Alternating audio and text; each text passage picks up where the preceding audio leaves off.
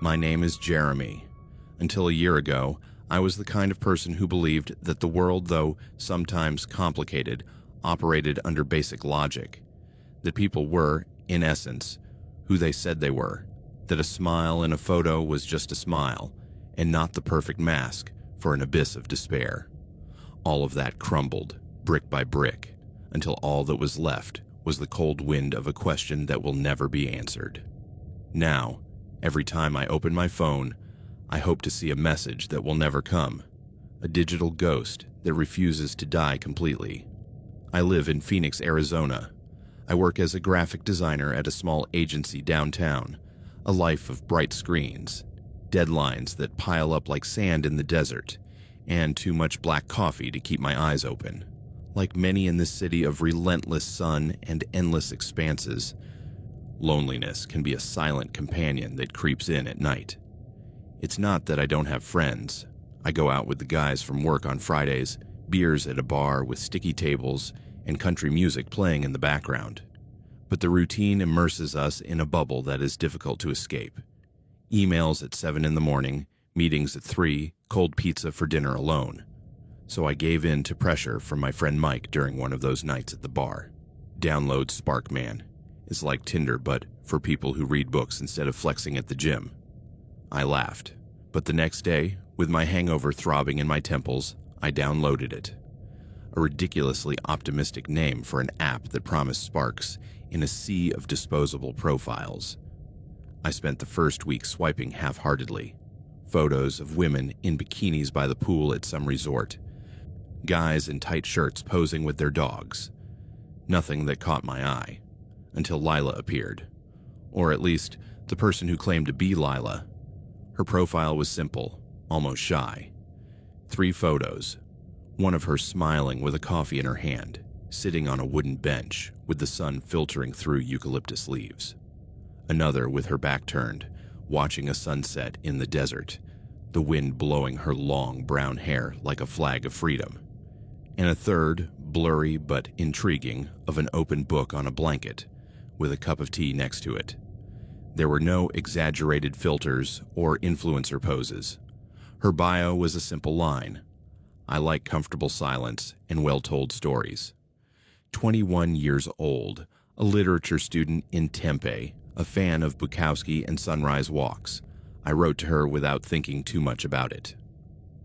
If comfortable silence is your superpower, what's yours for telling stories? Do you start at the end or in the middle of the mess? It was silly but honest. She replied 2 hours later, just as I was about to give up. I start in the middle of the mess because the end is always predictable. What about you? Do you design graphics or design escapes from reality? That's how it started. Our conversations flowed with enviable ease, as if we had known each other before. We talked about books. She loved The Catcher in the Rye. I defended Neuromancer as the cyberpunk Bible. We talked about cult movies that no one else seemed to remember, like Donnie Darko and its disturbing rabbits, or Eternal Sunshine and how erasing memories would be a mistake. We talked about the strange beauty of the Arizona desert landscape. The saguaros like silent sentinels. Sunsets that painted the sky orange with fire. She was smart, witty, and had a dry, delightfully sarcastic sense of humor that made me laugh out loud in front of my phone screen, alone in my apartment with the air conditioner humming. Cacti are the only ones who survive here without therapy, he once wrote. The rest of us pretend the heat doesn't melt us inside. He never wanted to video chat. The first time I suggested it, on the 3rd day, he replied quickly, "It makes me a little anxious, Jeremy. I'd rather enjoy the magic of mystery for a little while longer, if that's okay with you. Imagine me wearing a detective hat if you want." I found it charming, romantic even. In a world of instant selfies, his reluctance was refreshing. How about I describe my outfit for the day? Ripped jeans and a Radiohead t-shirt that smells like old books. I played along, describing my own routine, the chaos of my desk with chewed-up pencils and coffee cups with rings of sediment. It was like co-writing an epistolary novel, but in emojis and short sentences. 10 days passed like this, Messages at midnight when the desert cooled and the stars came out like holes in a black sheet. She shared anecdotes, a boring class on Victorian poetry where she fell asleep with her head on her book, a stray cat she temporarily adopted that scratched her sofa beyond recognition. I told her about my latest project, a logo for a gym that looked more like a wrestling club, and how I almost finished the design with a bloody fist instead of weights. "You're my weekly escape from the hellish deadline," I wrote to her one night. "And you're mine from the ex who doesn't understand that final means final," she replied. It was the first crack, subtle as a scratch on a mirror. On the 11th day, I asked her out. A real date, face to face, not just words on a screen. "There's a cafe in Tempe with the best vanilla lattes and patio tables. Tomorrow at 7. I waited for her reply with my stomach in knots, pacing my living room like a caged animal. There was silence on the other end that stretched on for several minutes. 5, 10, 15. A silence that now, in retrospect, weighs like lead in my lungs. Finally, the phone vibrated. "I'd love to, Jeremy. Sounds perfect, but I have a bit of a complicated situation." "Complicated," I typed, my pulse quickening. "My ex. He's not a good person. He's very controlling, pathologically jealous. We broke up months ago, but he moved into my building. Imagine that. I feel like he's watching me all the time. That's why I'm so secretive about video calls and all that." My heart sank. A pang of concern for her, mixed with blind rage toward a guy I didn't even know, a ghost with a name but no face. "God, Lila, I'm so sorry. Are you sure you're safe? Do you need me to call someone?" "I'm taking precautions," she wrote, with 3 ellipses that seemed to last forever. "I change my routes to get to college. I don't go out alone at night. That's why, if we meet up, it has to be somewhere far from my neighborhood. And discreet. No photos on social media, nothing he can track, do you understand?" Of course I understood. I became her knight in digital armor, ready to rescue her from her faceless personal dragon. "Whatever makes you feel safe. The cafe is 20 minutes from my place, but I can pick you up at a neutral spot if you want." We agreed on the small cafe in downtown Tempe, a place with worn wooden tables and the constant aroma of roasted beans, where she said she felt safe because it's neutral, like a limbo between neighborhoods. The night before the date, I couldn't sleep. I tossed and turned in bed, imagining her smile in person, the sound of her laughter without the filter of the screen. Would she have freckles on her nose? Would she smell like vanilla or old books? I got up at 3, checking my phone for the umpteenth time. No new messages, just the silence of the app, which suddenly seemed ominous. The day dawned with a scorching sun that turned the asphalt into an oven. I dressed carefully. Dark jeans, a blue shirt that Mike said made me look less like a nerd, and arrived 15 minutes early, choosing a table in a shady corner of the patio, overlooking the street but discreet enough. I ordered a latte for myself and one for her, extra vanilla, just as I had mentioned in a message. The coffee smelled of roasted beans and fresh bread, mixed with the jasmine from a nearby bush. I glanced at my watch, 6:50, 7:05. No woman with brown hair came through the glass door. I sat down sipping the cooling coffee, sending a casual message. "I'm here, back table. Are you coming?" No response. 15 minutes, 30, an hour. Her latte remained untouched, the cup sweating condensation on the wood. I began to drum my fingers, anxiety climbing up my spine. Traffic? Something unexpected at the university.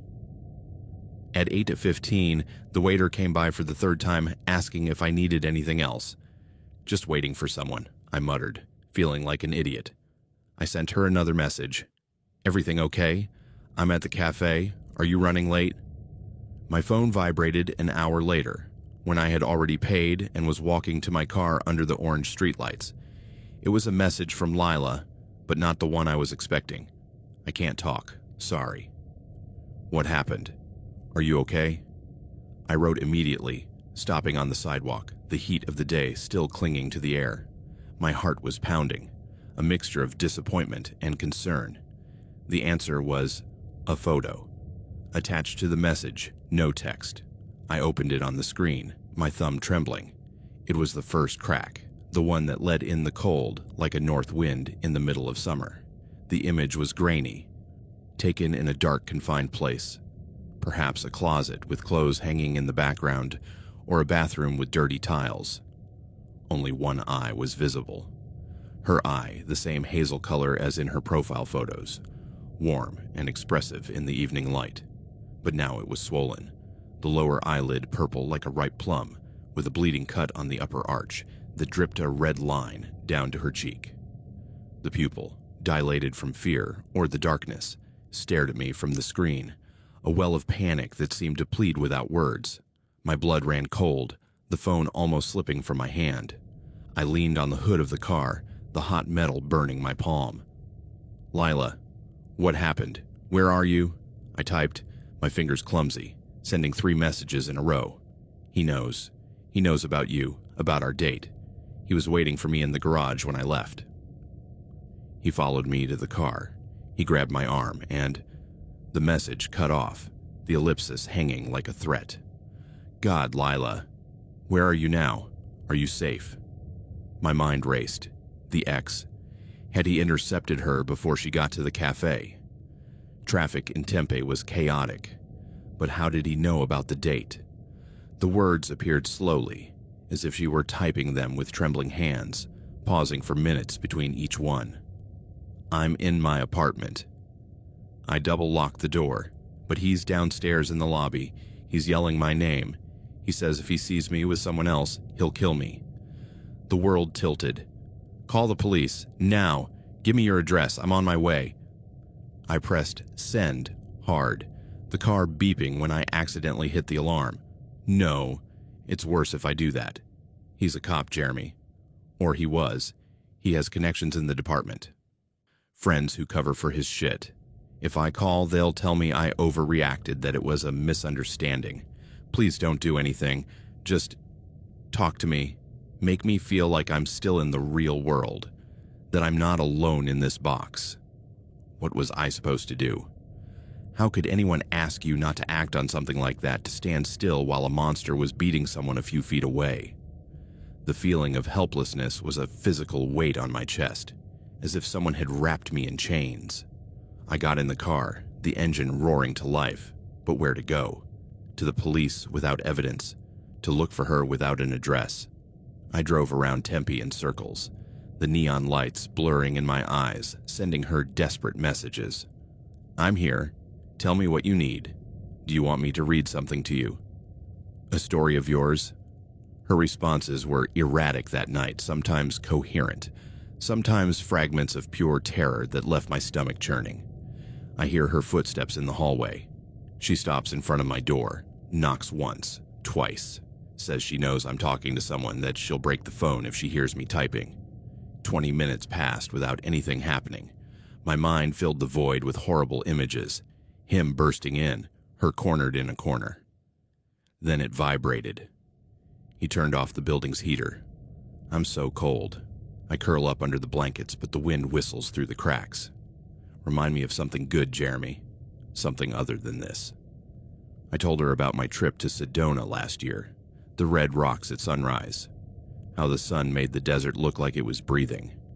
She replied with a sun emoji, but followed it with, "He just left.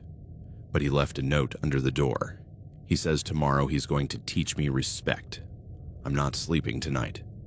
I spent the rest of the day and night texting her, trying to calm her down, asking her over and over where she was, offering to come pick her up with a friend, rent a car, whatever. Her replies came in waves. At 2 a.m., a thanks for not giving up. At 4 a.m., I dream of getting out of here, walking through the desert with you. At 6 a.m., silence that had me pacing my apartment, kicking a chair until it splintered. The next day, work was hell.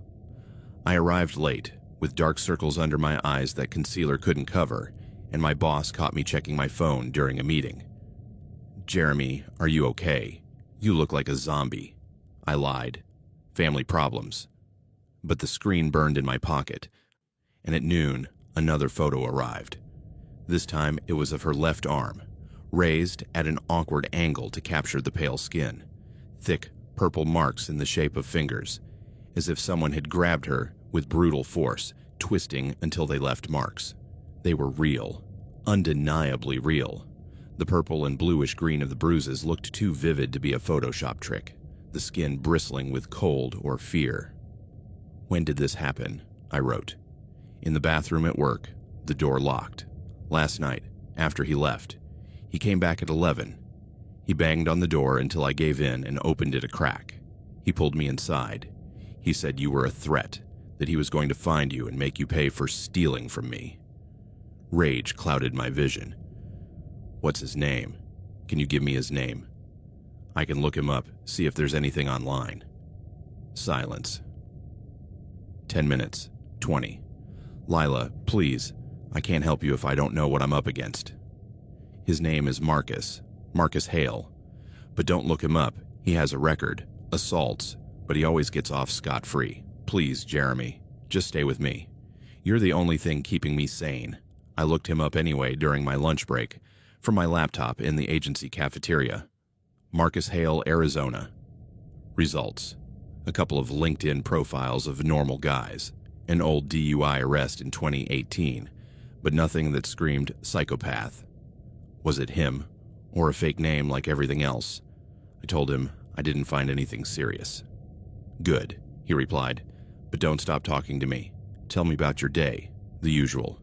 Make this seem like a date that went wrong, not a nightmare." Thus began our strange and tortuous purgatory.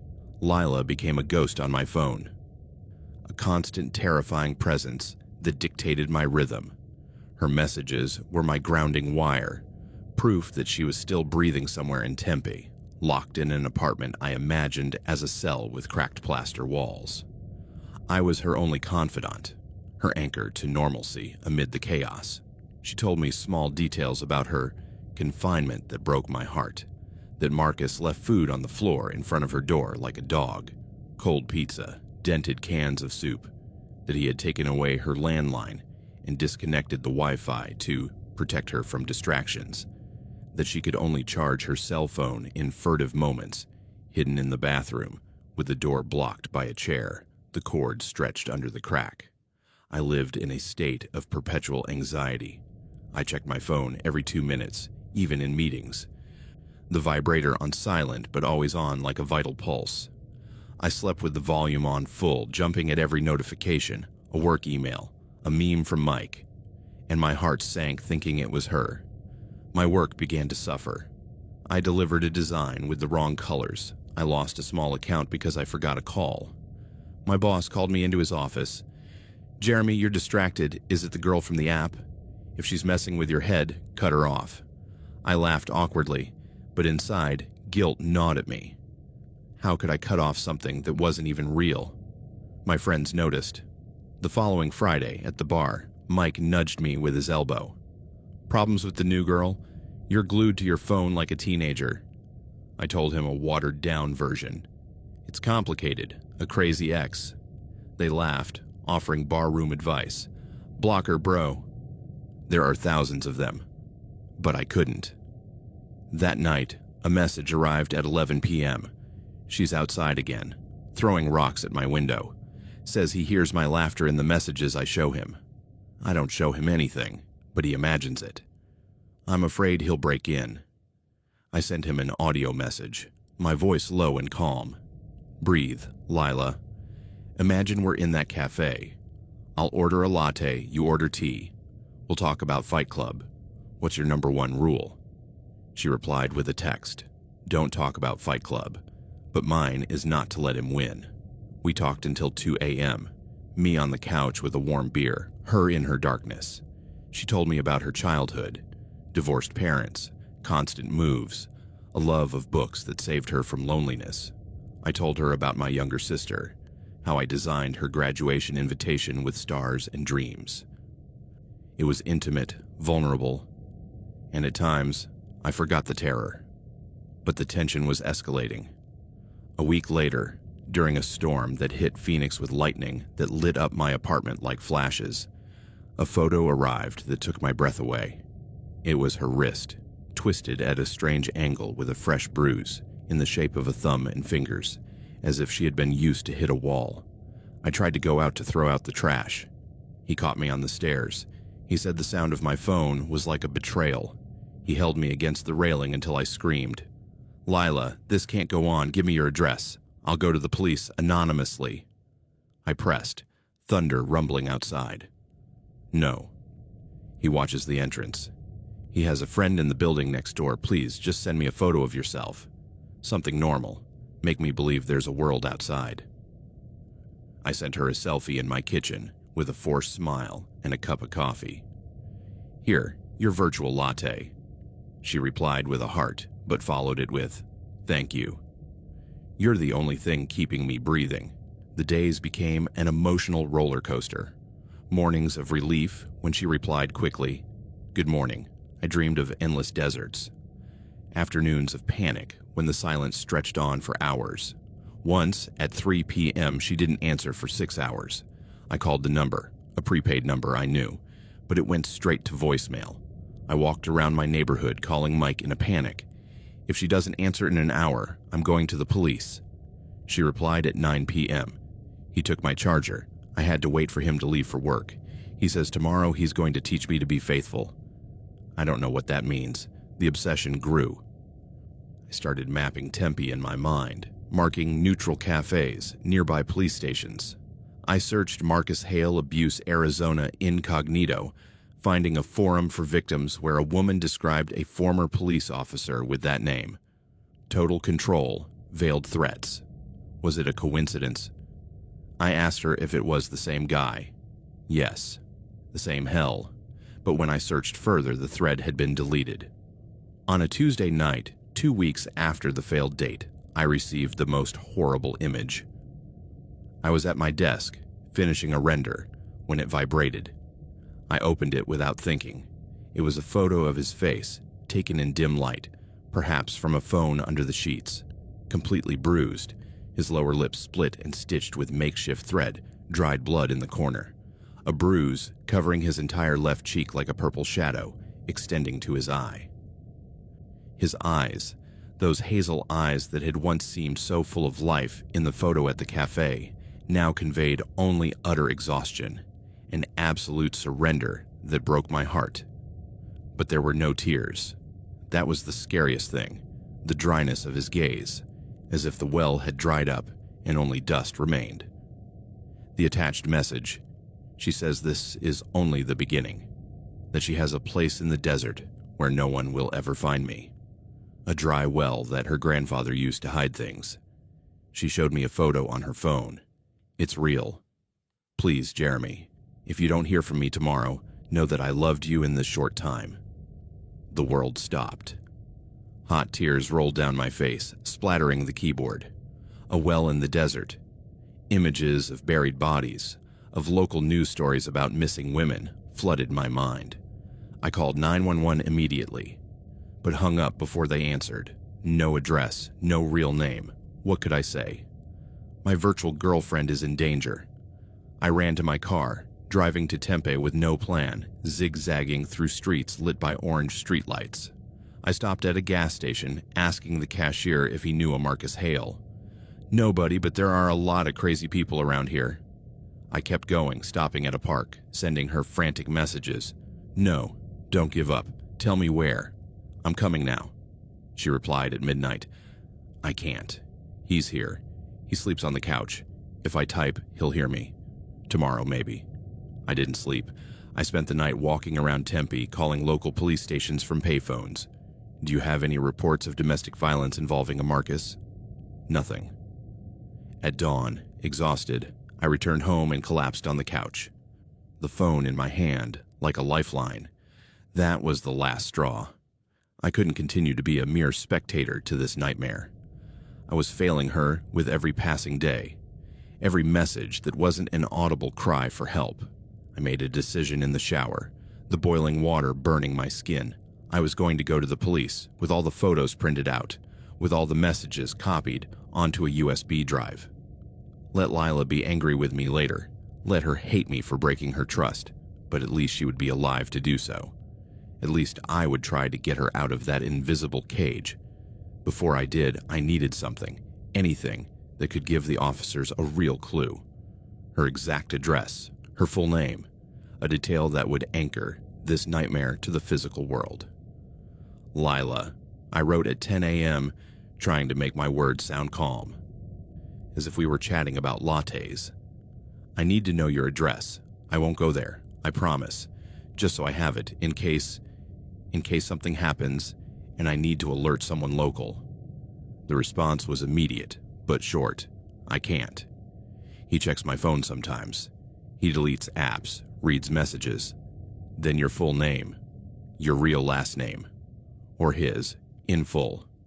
Please, Lila, to really help you. There was a long pause, the longest since it all started. 15 minutes that stretched into hours, my foot tapping on the tile floor. I stared at the screen, the cursor blinking like a heartbeat. Finally, a message arrived. Then another, and another. The profile, the biography. The answer is there. It's the only thing I can give you without risk. Forgive me, Jeremy. Forgive me for dragging you into this. If you don't hear from me, remember that you were my light in the darkness. I read the message over and over, my brain spinning in circles. What did it mean? A code hidden in I like comfortable silence and well-told stories. The initials, MSCYLHBC. I opened the Spark app and frantically checked his profile, zooming in on every photo, looking for a detail in the background. A house number on the desert building, a street sign. Nothing. The coffee shop in the first photo had a blurry name, Desert Brew. I Googled it. A place in Scottsdale, not Tempe. Was it a clue? Lila, I don't understand. What do you mean the answer is there? Is this a riddle? Is silence Marcus? Is comfort your last name? I sent a flurry of messages, panic seeping into my keystrokes. There was no response. I waited an hour, pacing my living room, kicking the air. 2 hours. I sent him dozens of messages going from pleading, please explain, to desperation. Don't leave me like this. I need to know. The silence on the other end was absolute, total, as if the phone had turned into a mute brick.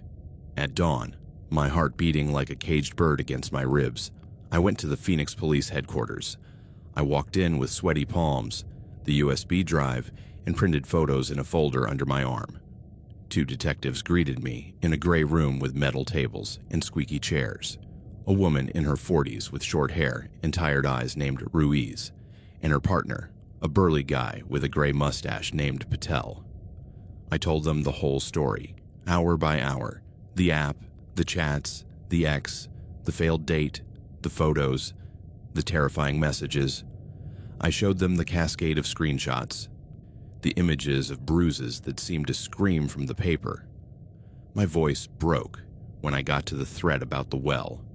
He says he has a place in the desert, a dry well. No one will find her. They were professional, nodding, taking notes on tablets. Ruiz looked at the photos with a frown. This is serious, Mr. Vance. The injuries appear to be genuine. Patel typed something, checking the number, but I could see the shadow of doubt in his eyes, the slight arch of his eyebrow when I mentioned the app and the anonymous profile. They took my full statement, copied the USB, wrote down my contact information. We'll investigate, Ruiz said. We'll trace the number, the app's IP, any real names, addresses. I shook my head, guilt burning inside me. Just Lila and Marcus Hale, but that could be fake. They sent me on my way with a call if anything new comes up, and I stepped out onto the street, the sun blinding me, feeling lighter but empty. The next day, at 2 p.m., Ruiz called me. His voice was neutral, professional. Mr. Vance, we've checked the phone number from which you received the messages. It's a prepaid number, purchased at a convenience store in Mesa 3 months ago. Acquired with a fake ID, a California driver's license with a made-up name. There's no way to trace the owner without more information. What about the photos? The app profile, I asked, my voice breaking, pacing around my kitchen with the phone glued to my ear. The Lila account on Spark was created from a proxy server in Eastern Europe, impossible to trace without an international warrant, and even that's not guaranteed. As for the photos, he paused, the silence stretching out. Our digital forensic analyst examined them with advanced tools. The images of the injuries are convincing. The bruise on the arm, the swollen eye, the split lip, the texture of the skin, the coloration from lividity, the angle of the light inconsistent with editing. There is no evidence of digital manipulation. They appear to have been taken in real time with a cheap phone. A ray of hope shot through me, warm and fragile. Then it's real. Someone has kidnapped her or is abusing her. We have to find her. It's possible, Ruiz said, with a caution that chilled me. But without a verifiable identity, without a location, it's like looking for a needle in a desert haystack. We don't have a real name. We don't have an address. We don't have a missing person report from any family or friends. We checked domestic violence reports in Tempe and Mesa. Nothing matches the description. To the system, Lila never existed. She's a ghost on the wires. I hung up, defeated, the phone slipping onto the counter. I sank into a chair, my head in my hands. How could this be? How could a person be so vivid? Her sarcasm, her anecdotes, her raw fear, and yet be a ghost without a trace. I spent the rest of the day in bed, the ceiling spinning with questions. Was she a real victim using a fake profile out of fear? Or worse, an elaborate hoax to torture me emotionally? Weeks passed, then months. The investigation, I was told in bi-weekly calls, was stalled. There were no leads on the proxy. The prepaid phone had been deactivated. They checked Marcus Hale, 3 in Arizona, none with serious records beyond traffic tickets. No reports of a missing woman who matched. Brown hair, 20s, student. There were no security cameras at the Tempe Cafe showing a man stalking her that night. The owner said they hadn't worked since the pandemic. Nothing. Just my word, and a digital trail that evaporated like dew in the sun. I became obsessed. The answer is in the profile. That phrase became an echo in my mind, a mantra I repeated on sleepless nights. I reread our entire conversation hundreds of times, exported to a Word document that grew like a tumor. 500 pages of messages, photos, audios. I Googled every phrase. Comfortable silence led to psychology articles on toxic relationships. Well-told stories to writing workshops in Tempe. Nothing. I zoomed in on the photos until they were pixelated. In the one of the desert, a blurry car in the background, license plate illegible. In the one of the book, a page with text, The Guardian. A clue. I visited the Tempe Cafe a dozen times, sitting at the same table, asking the waiter if he remembered a girl with brown hair. Hundreds come through, buddy.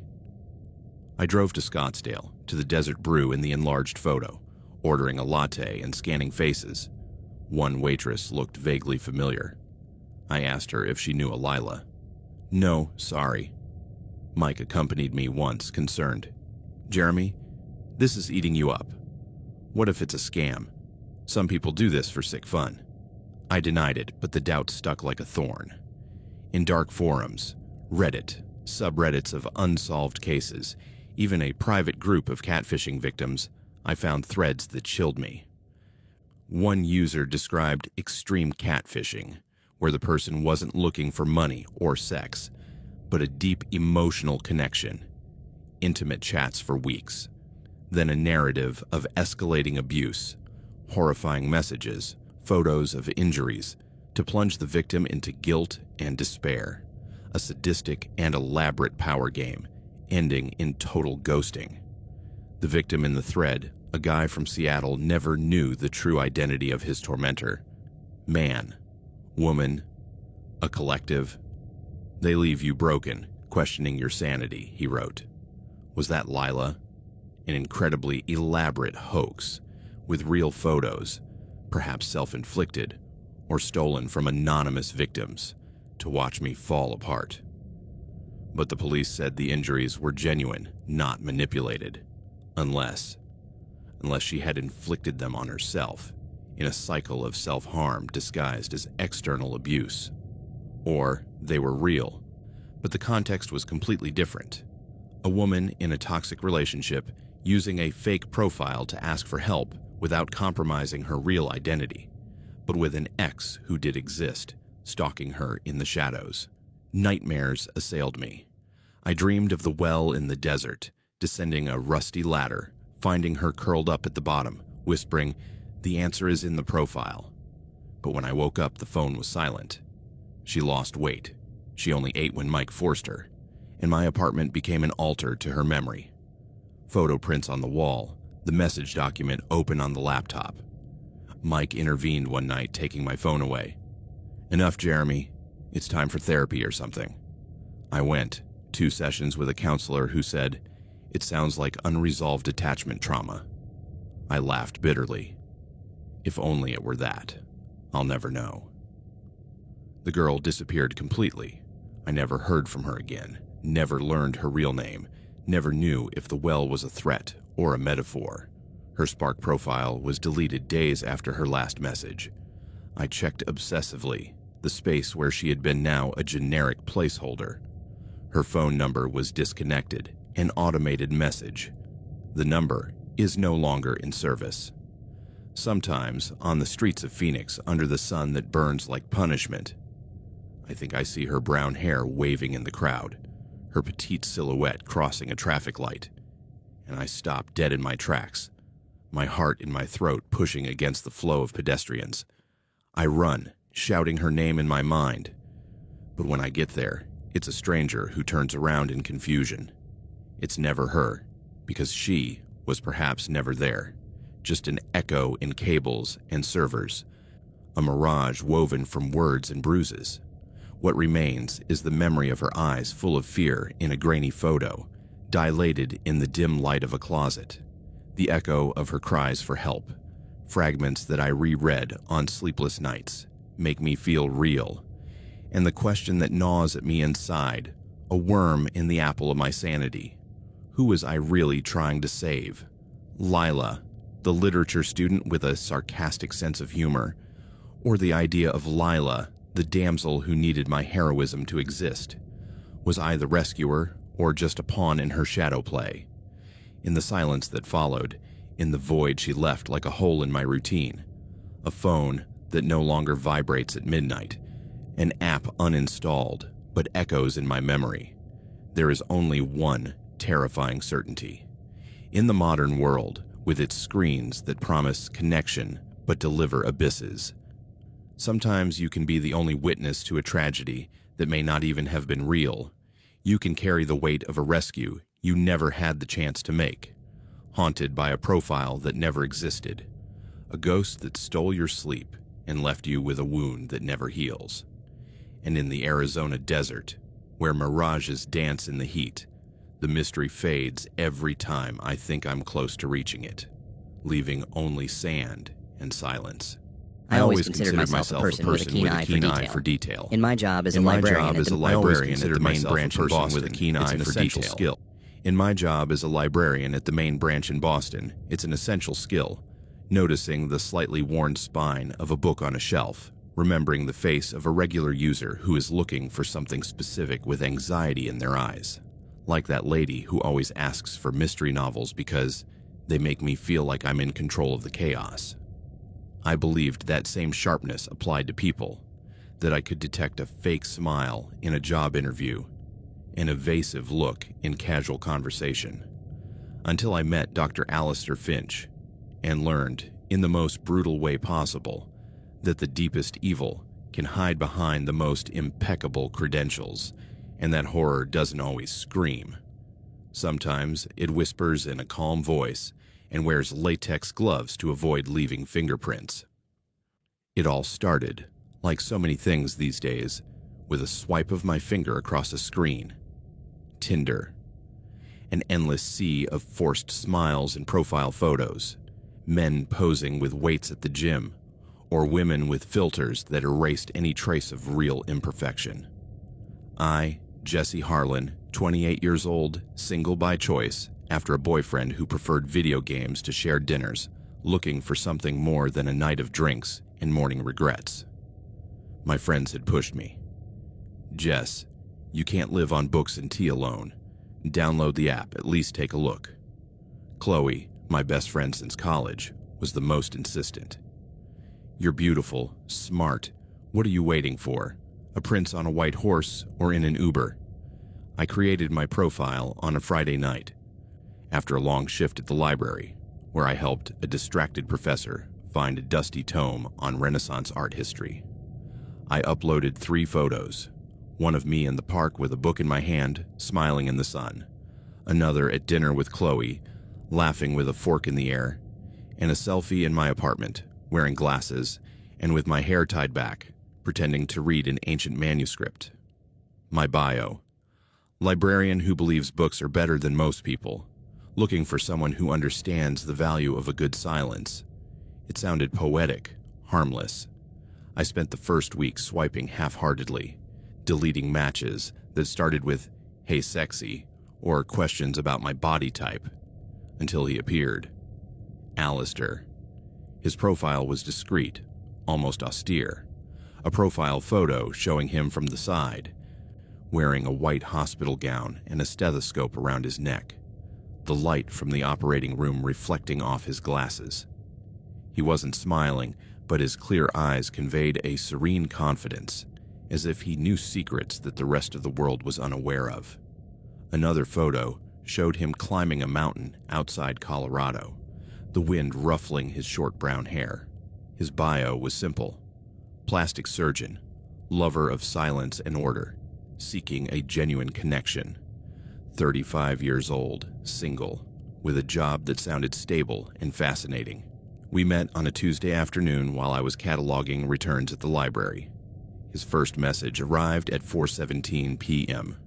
Silence and order sound like paradise for a librarian. What book best captures that? I replied quickly, intrigued. Eco's The Name of the Rose. A monastery full of orderly secrets and heavy silences. And you? A scalpel in a sterile room? His reply was immediate. Exactly. Precision is poetry. I love how Umberto plays with forbidden knowledge. Have you read his essays on semiotics? That's how it began. Our conversations were fluid, intellectual, as if we had skipped the superficial stages and landed straight into something profound. We talked about art. I mentioned my fascination with Renaissance portraits, how Da Vinci captured not only a face, but the soul behind it, the shadows that revealed secrets. He replied, "The human face is the most fascinating canvas, a map of stories, of buried emotions, and sometimes an unfinished project that begs to be completed." At the time, his words seemed profound, poetic. Now they make my skin crawl, reminding me how even then he saw me as a project. Days like this passed. He asked about my routine. What is a day at the library like? Do you find lost souls among the shelves? I told him anecdotes. The boy who devoured encyclopedias about dinosaurs. The teacher who cried over a book of poetry because it reminded her of her deceased mother. He shared fragments of his world, surgeries that restored not only skin, but lost confidence, patients who came out of the operating room reborn. He was cultured, eloquent, and above all, he seemed to listen. His answers were thoughtful, never rushed, as if each word were weighed on an invisible scale. On the 5th day, I told him about my family. My father, a retired history teacher who collected old maps. My mother, who had died of cancer when I was 12, leaving a void that I filled with books. "She sounds like a strong woman," he wrote. "The loss of a mother leaves an indelible mark. Mine passed away when I was a teenager. She was the embodiment of classical beauty, a standard that is no longer found." He didn't elaborate, but I noticed a change in his tone, heavier, as if the subject touched an open wound. I quickly changed the subject to an art exhibition at the MFA that I wanted to see. He replied, "We should go together. Shared art is the best catalyst for connections." We arranged our first date a week later, on a Saturday afternoon at a quiet cafe in downtown Boston, near the library, to make it seem casual. He arrived punctually at 3 p.m., dressed in a casual but impeccable suit, gray wool jacket, white shirt without a tie. He was taller than he appeared in the photos, slim but athletic, with long hands and slender fingers that he moved with precision as he greeted me, as if measuring the air between us. Those surgeon's hands clean and cold as they brushed mine in a brief handshake. I was impressed by his calmness. There was no nervousness in him, just an absolute, almost unsettling tranquility, as if he already knew how the afternoon would end. We sat at a table by the window, overlooking the street where hurried pedestrians dodged puddles of recent rain. He ordered a double espresso, black, no sugar. I ordered a chai latte. The conversation was pleasant at first. We talked about the exhibition at the MFA, about how Botticelli captured vulnerability in The Birth of Venus. But soon it became tinged with strangeness. He spoke about his work with a passion that bordered on obsession. "Society underestimates the power of aesthetic correction," he said, turning the cup in his hands. "A small adjustment, a millimeter here or there on the jawline, can restore harmony not only to the face, but to the entire psyche. I've seen patients walk out of my office as if they've been reborn." I asked him about his family, curious about his earlier mention of his mother. His smile froze for a second, an almost imperceptible twitch at the corner of his mouth. "My mother passed away when I was a teenager. She was the embodiment of classical beauty, a standard that is no longer found. Her face was symmetrical, perfect, like a Greek sculpture." His tone was laden with a nostalgia so dense you could almost touch it, and his eyes were lost in the window, as if he saw a ghost in the reflection of a passerby. I quickly changed the subject. "What about your hobbies? Is climbing your thing?" He nodded, returning to calm.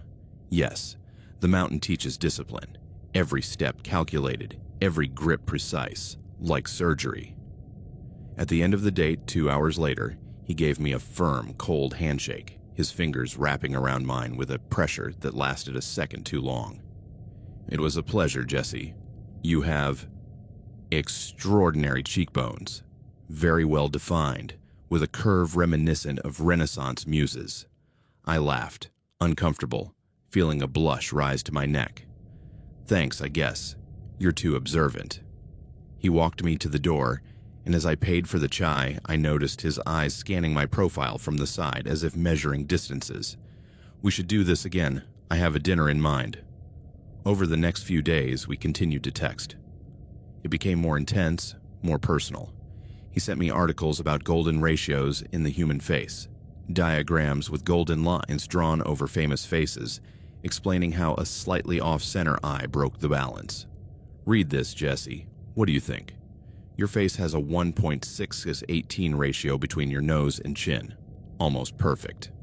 I replied with a smiley emoji, but inside, a little voice whispered to me, "This is weird." He started making more direct comments. "Your nose is lovely, but with a slight lift at the tip, it would achieve absolute perfection." Or, after a selfie, I sent him laughing with a book. "Your upper lip is slightly thinner than your lower lip. It's an interesting asymmetry. It gives you character. But symmetrical, it would be divine." I felt flattered and, at the same time, strangely objectified, as if I were not Jesse the librarian, but a canvas under his expert gaze. My friends noticed the change when we got together for brunch the following Sunday. Chloe, coffee in hand, frowned when she saw my messages. "Jess, this sounds a little too much. Your lip needs symmetry. Seriously, he sounds like an obsessive." Sarah, the most practical, added, "And he's a plastic surgeon. Imagine if he invites you to a free consultation. Don't go to his house alone." I laughed, downplaying it. "It's just his professional bias. He's cultured. He really listens." I have a second appointment tomorrow, but in public. I promised to send updates, and half-jokingly, I activated the real-time location sharing option with them in my WhatsApp group, just in case the guy turns out to be a madman with a scalpel. I agreed to the second date because his messages kept coming, persistent but not overwhelming. I have a recipe for baked salmon with herbs that requires an appreciative palate. My kitchen is ideal for that. He insisted on his house. It's more intimate, without distractions from waiters. I promise it will be memorable.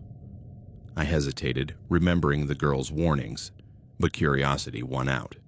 I told Chloe the address, an upscale residential neighborhood in Back Bay with old, large houses, and said, "If I don't text you by 9 p.m., send backup." She laughed, but her voice had an edge to it. "Seriously, Jess, have the pepper spray ready." I arrived at 7 p.m., the sun already low, tinging the facades red. The house was an imposing Victorian mansion, painted a dark gray that absorbed the light, with tall, narrow windows like narrowed eyes. The lawn was perfectly trimmed, the hedges symmetrical to the point of absurdity, not a leaf out of place. I rang the doorbell, a deep ding-dong that echoed like an echo in an empty cathedral. Alistair opened the door almost immediately, dressed in a black cashmere sweater that accentuated his thinness and pressed dress pants. He was smiling, but his eyes were still those two frozen lakes, fixed on my face with an intensity that made me swallow hard. "Welcome to my sanctuary, Jessie. Please come in." The interior was like a museum of obsessive order. Everything was in its place, immaculate, but lacking in warmth. Antique mahogany furniture, thick Persian rugs that muffled every step, floor lamps with silk shades that cast precise shadows.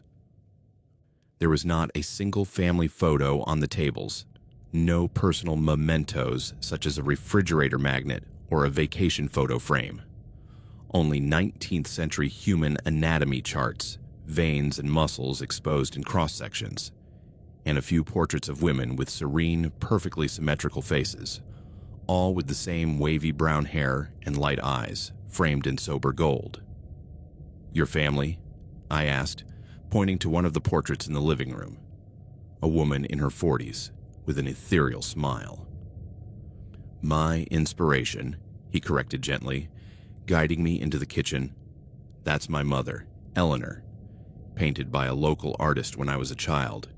He captured her essence perfectly." He poured me wine into a cut-glass goblet, a Cabernet that tasted of ripe berries and oak, and dinner was elaborate: baked salmon with fresh herbs, steamed asparagus, a rocket salad with homemade vinaigrette. We ate at an extended oak table, candles flickering in silver candelabras. The conversation constantly revolved around a single theme: beauty, its loss, and its restoration. He spoke of his mother with a devotion that I found oppressive, his eyes shining in the dim light. She was flawless, Jessie, a perfect specimen. Her jawline was precise, the exact distance between her eyes measured 3.2 centimeters, the golden ratio at every angle. Nature rarely repeats itself with such fidelity. Her death was a tragedy for the world. I asked carefully, "What happened? If you don't mind telling me." He paused, his fork halfway to his mouth. "An accident. Cancer. Fast and relentless. But her face, I kept it in photos, in memories. She inspired me to go into plastic surgery, to preserve that beauty in others." His voice broke slightly, and for a second I saw vulnerability. I felt guilty for pressing and switched to lighter topics. My job, a funny user who confused Jane Austen with science fiction. But the tension was growing. I noticed how his eyes scanned my face as I ate, lingering on my nose, my lips. "You have an enviable bone structure," he said suddenly, setting down his knife with a click. "But the nasal septum, a slight deviation. Nothing serious, but with a minor rhinoplasty, it would be symmetrical." I laughed nervously, touching my nose. "I don't think I need surgery, Alistair. I like it just the way it is."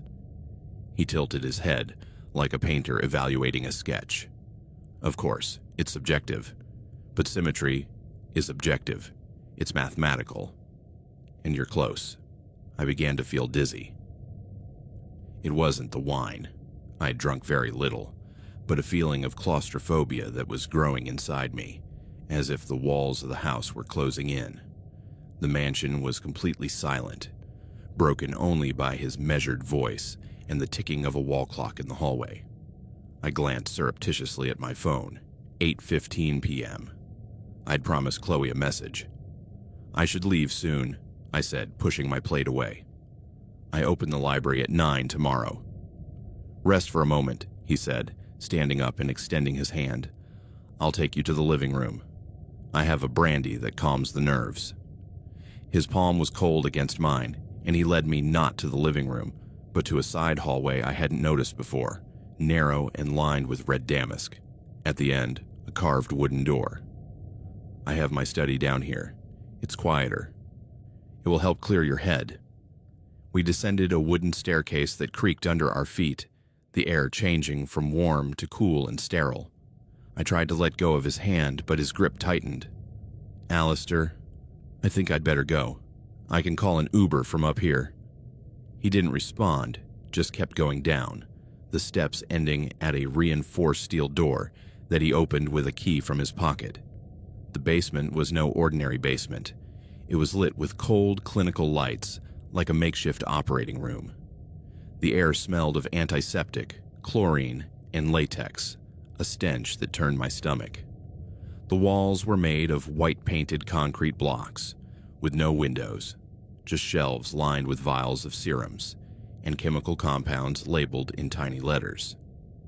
And there, in the center of the room, was a modified dentist's chair, made of chrome-plated metal with black leather straps on the arms, ankles, and chest. Next to it was a rolling tray with surgical instruments, scalpels of different sizes, curved scissors, hypodermic needles, an electrocautery device with a coiled cord. Everything gleamed under the fluorescent light, arranged with pinpoint precision.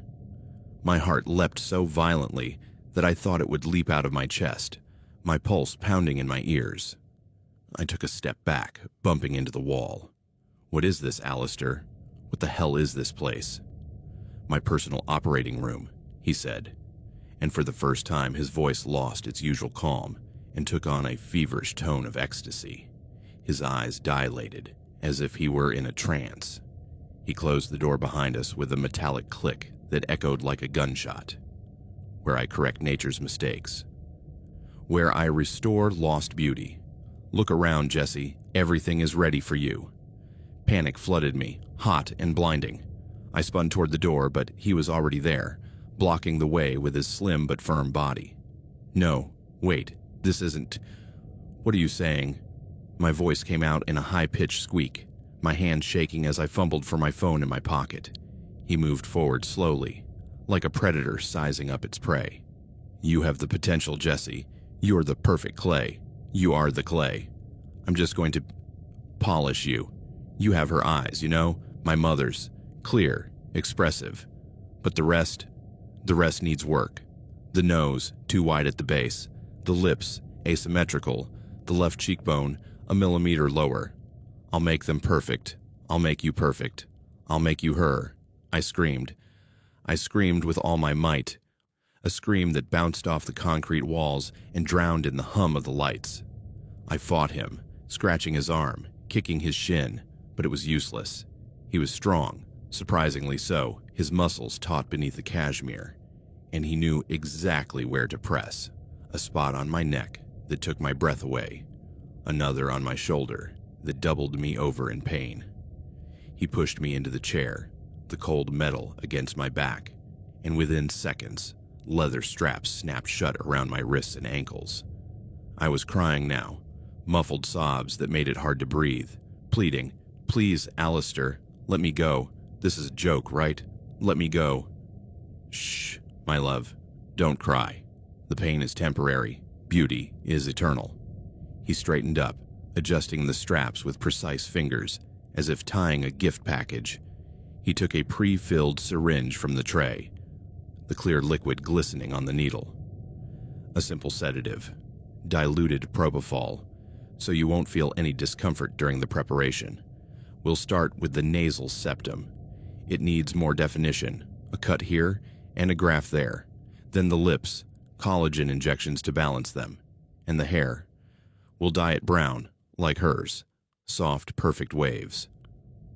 I saw the needle approaching my arm, the metal glinting like a promise of darkness. It was the most terrifying moment of my life, the feeling of total helplessness, of knowing that I was completely at his mercy, in the hands of an obsessed man who wanted to sculpt me in the image and likeness of his dead mother, erasing every trace of Jesse to create an echo of Eleanor. I thought of my father, alone in his house with his maps, of Chloe waiting for my message, of the piles of books in the library that I would never tidy up again.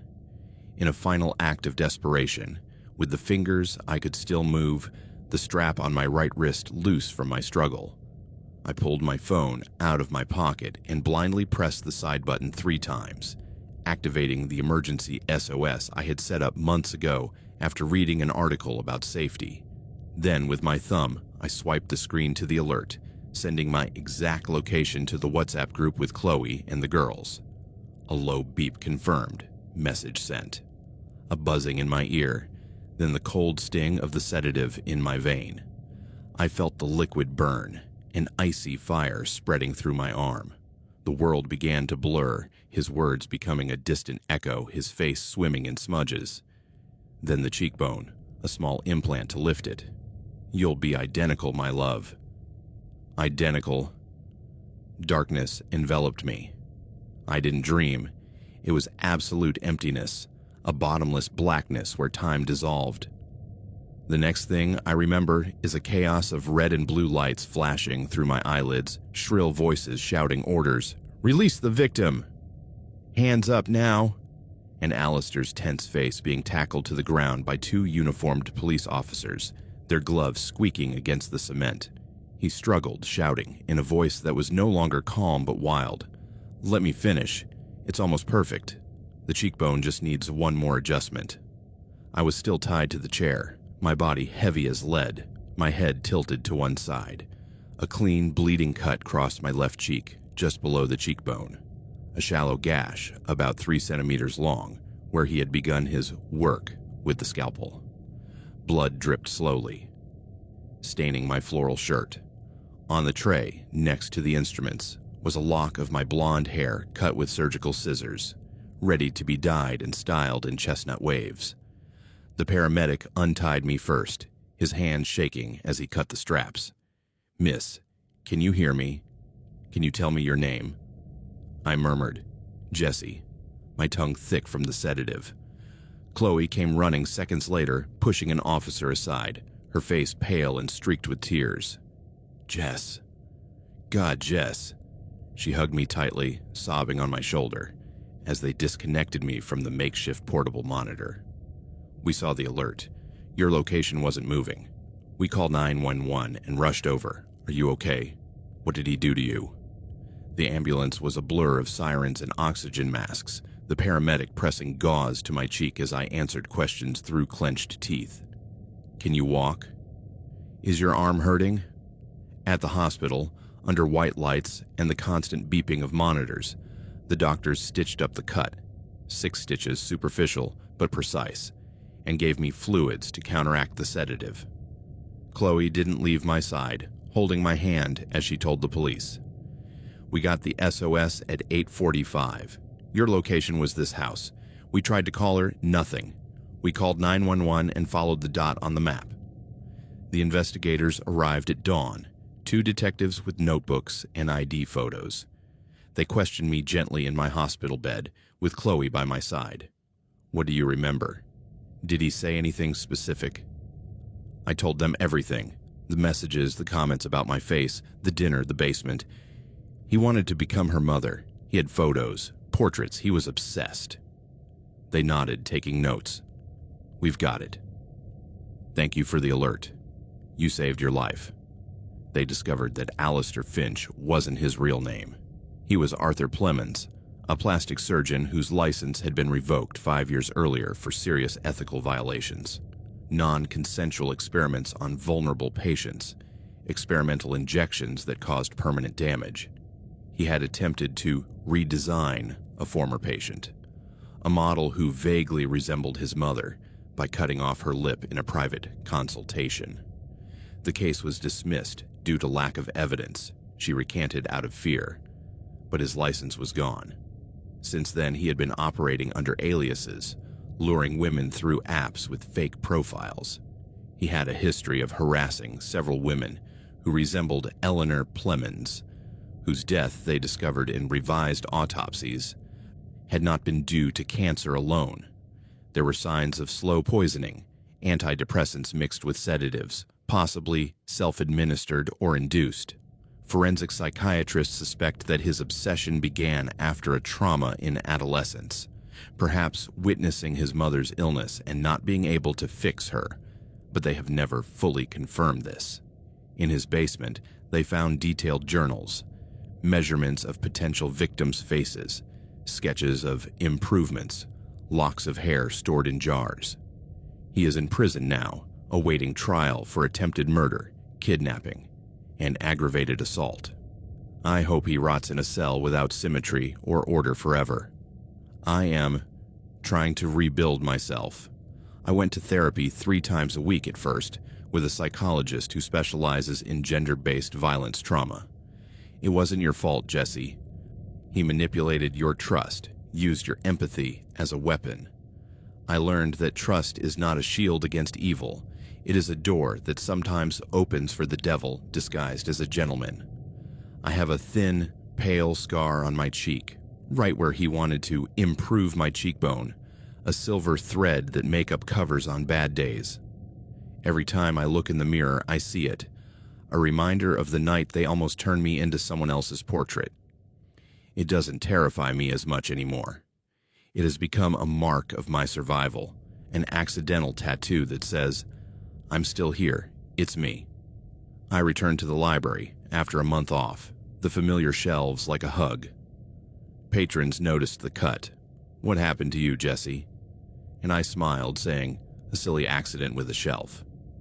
Chloe and the girls organized movie nights, forcing me to watch silly comedies until I laughed for real. I no longer look for genuine connections on dating apps. I deleted Tinder that same week in the hospital, my finger trembling over the button. I go out with friends, read in parks, and when a man stares at me too long, I feel a chill and walk away. Sometimes, in the stillness of the library at closing time, when I turn off the lights and silence settles like snow, I get a chill remembering his cold hands wrapping around my wrist, his calm voice whispering, "Shh, my love," and the shiny chair in that immaculate basement, waiting for his canvas. I no longer sleep with my phone far away. I charge it next to my bed, with SOS ready. And when I see a portrait of a serene, perfect woman in an art book or at the MFA, I shudder, my heart racing. Because I know that behind some beautiful faces, there is no radiant soul, but a void so deep and hungry that it is capable of devouring your own to fill it, sculpting you with scalpel and obsession until only its reflection remains. And the only thing that stood between me and that void was a small glimmer of caution, the shared location, the emergency button, a message for help sent to my friends in the darkness, and the distant sound of sirens approaching in the night, breaking the icy order of their sanctuary.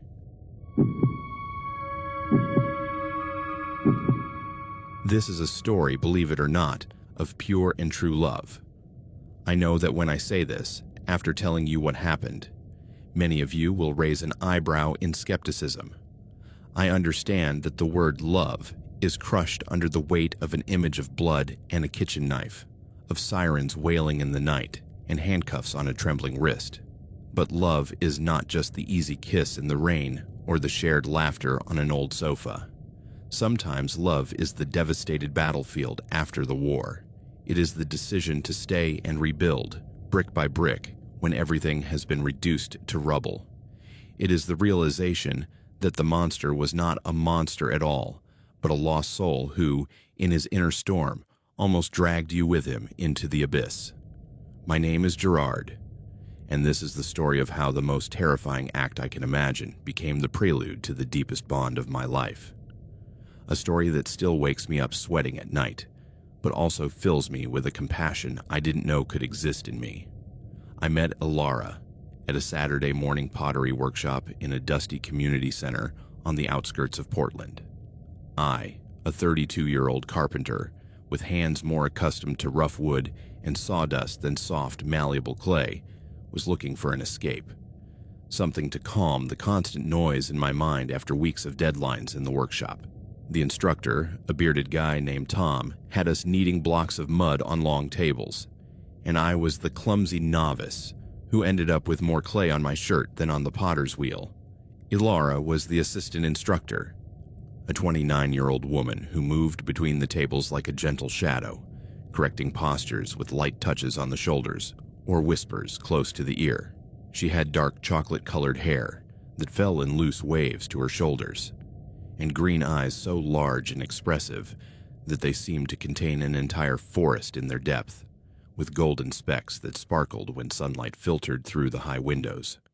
She was quiet, almost ethereal, but when she talked to you about centering the clay, feel the axis, let it turn with your breath, or the right amount of pressure from your fingers to raise the walls of a vessel, her voice was a serene whisper that calmed you instantly, as if the world stopped just to listen to her. It took me 3 weeks to work up the courage to ask her for coffee after class. On the 4th Saturday, as she cleaned the potter's wheel with a damp cloth, I approached her, my heart beating like a wild drum. "Hey, Ilara, would you like to grab a quick coffee at the cafe next door, just to chat about?" I don't know how not to ruin my next piece. She looked up, those green eyes meeting mine, and a shy smile curved her lips. "Sure, Gerard. Sounds good. But only if you promise not to blame me if your pot comes out lopsided next time." Our first dates were like something out of a fairy tale, the kind you read about in old books and think only exist in your imagination. The first, that coffee, extended into a walk through the nearby park, where the Willamette River sparkled in the autumn sun and the leaves fell like golden confetti. We talked about everything, how she had studied art in college but ended up doing freelance illustration work because the world doesn't pay for dreams, about my workshop where I built custom furniture for clients who wanted something with soul, about movies that had left a mark on us. She loved Amelie for its everyday magic. I loved Fight Club for its raw chaos. We ended up sitting on a bench, sharing a blueberry muffin, and when our hands accidentally brushed against each other, she didn't pull away. Instead, she intertwined her fingers with mine, and in that moment, I felt something click into place, like a piece of wood carved to fit. The second date was an afternoon movie at my apartment, a small loft above the workshop with high ceilings and shelves full of carpentry tools and books. I chose Before Sunrise because I remembered her telling me she liked how it captured conversations that lasted all night. I made popcorn in an old pot and opened a bottle of cheap but decent red wine. She arrived with a hand-knitted scarf and a thermos of chamomile tea, in case the wine makes me nervous. We curled up on the worn-out couch, and halfway through the movie, when Ethan Hawke and Julie Delpy were walking through Vienna, she rested her head on my shoulder. "This is what I want," she whispered. "Moments that feel eternal." I kissed her then, softly at first, and the kiss deepened until the movie became background noise. That night, she stayed, and we woke up wrapped in sheets, with the sun filtering through the blinds and her laughter filling the space when I tried to make pancakes and burned the first batch. The weeks that followed were a whirlwind of those little joys. Walks through the farmer's market on Sundays, where she picked red apples and I carried the bags. Pottery afternoons, where she taught me how to glaze pieces, her fingers guiding mine over the wet clay. Nights of improvised cooking, where she chopped vegetables with surgical precision, and I tasted her sauces with exaggerated "this is edible art" exclamations. Conversations that stretched into the early hours of the morning, lying in bed with the lights off, talking about fears. Mine of growing old alone, hers of not being good enough for anyone. Alara was intelligent, intuitive, with an artistic sensibility that left me speechless.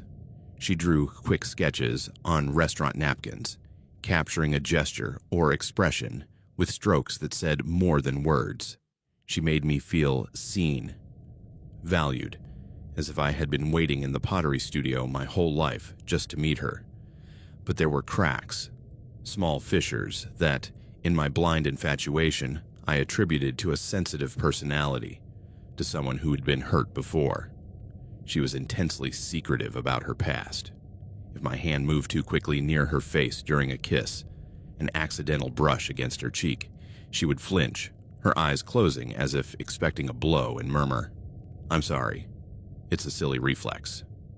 If I raised my voice over a football game on TV, a controversial goal that made me shout in frustration, I would feel her stiffen, her body tensing like a wire about to snap, and she would excuse herself to go to the bathroom.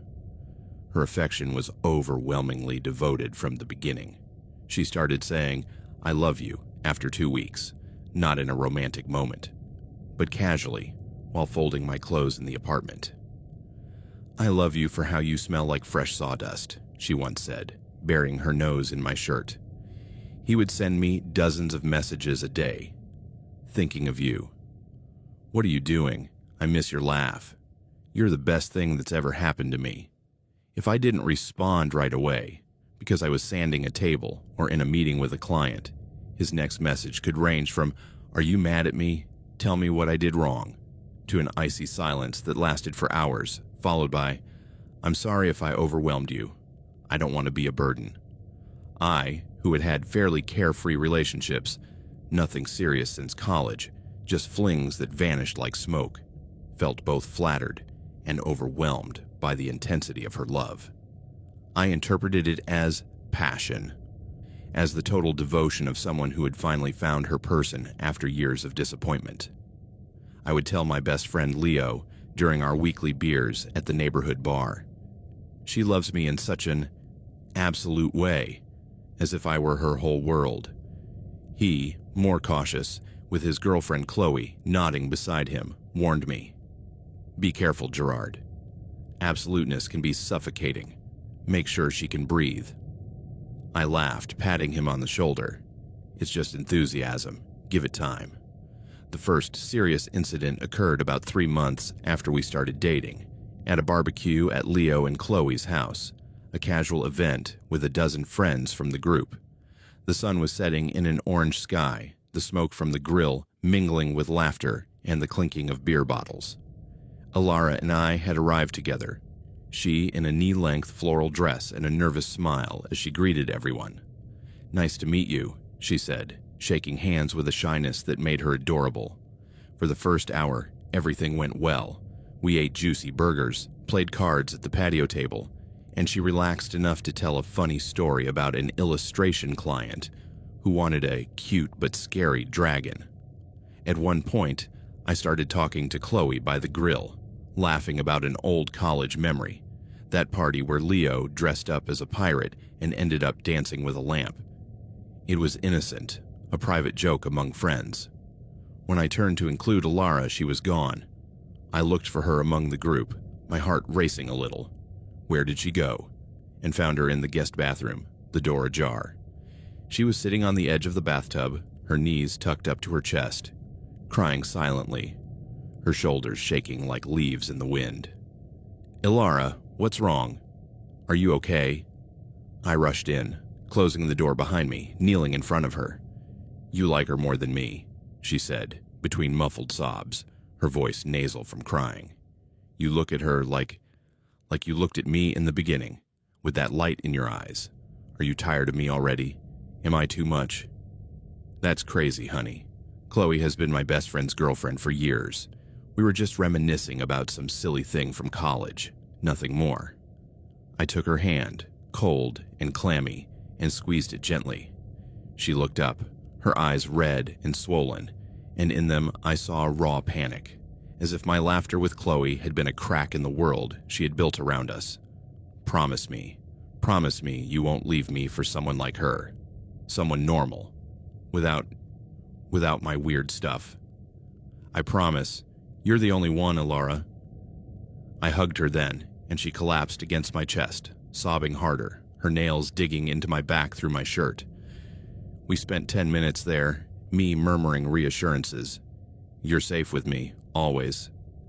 Until she calmed down enough to wipe her face with toilet paper and come out with a forced smile. I'm sorry. I'm such a fool. That night, the word madness came out of my mouth softly, trying to calm her, to take the weight off her pain.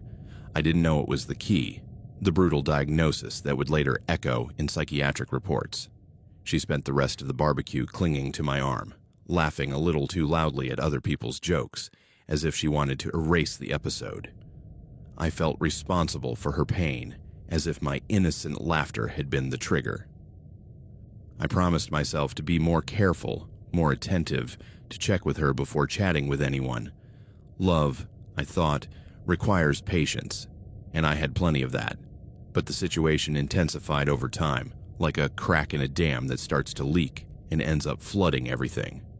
2 weeks after the barbecue, during dinner at her apartment, a small studio with walls covered in pencil drawings and hanging plants, she checked my phone for the first time. I was in the kitchen heating up soup, and I was on the couch answering a work email.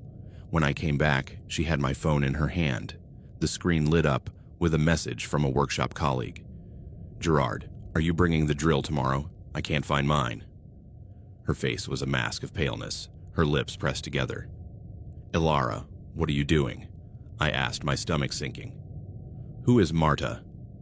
Why is she texting you at night? Her voice was low, controlled but trembling at the edges. She's the workshop apprentice, just about tools, nothing else. I reached for the phone, but she pulled it away, her eyes scanning the message as if searching for hidden codes. Are you sure? Because she sounds familiar. Bring the drill. What does that mean? Tears welled up, and she dropped the phone on the sofa, covering her face. I'm sorry, it's just... I get like this. I don't trust anyone, not even myself. I hugged her, murmuring that it was okay, that I understood. But inside, a seed of unease sprouted. That night, we slept back to back, the air thick with a silence that was not comfortable, but tense. The next day, I deleted the message and assured her that there was nothing to worry about. You're paranoid sometimes, I said, half jokingly. She laughed, but her eyes didn't smile. The episodes multiplied. A month later, during a weekend on the coast, our first trip together, an Airbnb overlooking the ocean, my friends organized a surprise group call to celebrate my birthday. Leo and Chloe from Portland sang "Happy Birthday" on video, and we all laughed. Alara was next to me on the bed, but when Chloe said, "Gerard, you look great. Is Alara taking good care of you?" I noticed her smile freeze. She hung up the call quickly, got up, and went to the balcony without saying a word. I found her there, smoking a cigarette. I knew she had quit, but she had a spare. I don't like the way she looks at you, she said, exhaling smoke toward the sea. Like she knows something about you that I don't. Alara, she's my friend. They're all my friends. What's really going on? I moved closer, but she pulled away, the cigarette trembling in her hand. You don't see it. Nobody sees it. But I do. They're going to take you away from me, like they always do. Tears rolled down her cheeks, and she stubbed out her cigarette on the railing, burning the wood. I'm sorry. I ruined my birthday. We spent the rest of the weekend in tension. Silent walks on the beach, where she clung to my hand like a lifeline. Dinners where she answered in monosyllables. In the car on the way back, she broke the ice. I love you so much it scares me. What if it's not enough? I reassured her, promising that it was. But when we got home, I found her phone full of notes. Lists of reasons why Gerard loves me, repeated like mantras. It hurt to see it, but I kept it to myself. The tension grew inside me like a slow tide. I loved her, God. How I loved her. In her moments of lucidity, when she drew a charcoal portrait of me, tenderly capturing the wrinkle on my forehead, or when she made me coffee exactly the way I liked it, with 2 spoonfuls of sugar and a dash of milk. She was the most wonderful woman I had ever known. She made me feel needed, alive, but I was constantly walking on eggshells, afraid of triggering an episode of that deep, disproportionate anguish that consumed her. I started canceling plans with friends so as not to stress her out, responding to messages instantly to avoid silences. Leo told me over a beer, "Gerard, you're changing, not out of love but out of fear. Is that what you want?" I denied it, but his words stuck with me. Another incident, 4 months in, was at Chloe's birthday party. We arrived together, she looking gorgeous in a black dress that cinched her waist. At first, everything was fine. We danced a little, drank wine, chatted with the group. But at midnight, I saw Alara in a corner, talking to a guy from Leo's work, a harmless graphic designer named Tim. He was laughing at something she said, casually touching her arm. When I came back from the bar, she quickly pulled away, but her cheeks were flushed. "How's it going?" I asked, handing her her drink. "Fine, just chatting." But her voice was tense, and for the next hour, I noticed how she kept an eye on Tim, her eyes following his every move. When we left, in the car, she exploded. "That guy looked at me weird, like he wanted something. Did you see that? Why didn't you say anything?" "Alara, it was a normal conversation." "No one looked at you weird." I tried to stay calm, but the evening traffic was irritating me. "Yes, he did, and you didn't do anything. Are you blind or something, or do you like to see other people touch me?" Her voice rose, tears welling up. "Enough. It was an accidental brush. You're overreacting." My tone came out harsher than I intended, and she cringed in her seat, sobbing. "I'm sorry, Gerard. I'm horrible. You don't deserve this." We arrived at my apartment in silence. That night, she slept on the couch, and I slept in bed, staring at the ceiling, wondering if Leo was right. At dawn, she brought me coffee in bed, her eyes swollen. "Forgive me? I don't know what's wrong with me. I love you so much it hurts." I hugged her, but the seed of doubt grew. I began to notice patterns. Her episodes coincided with stress, a rejection from a freelance job, a call from her former therapist. Once, I found her diary open, pages filled with, "Gerard will leave me if I'm not perfect," repeated 100 times. I closed it, feeling like a violator, but concerned. On the night of the incident 5 months later, everything came to a catastrophic breaking point. We had had a quiet dinner at my apartment.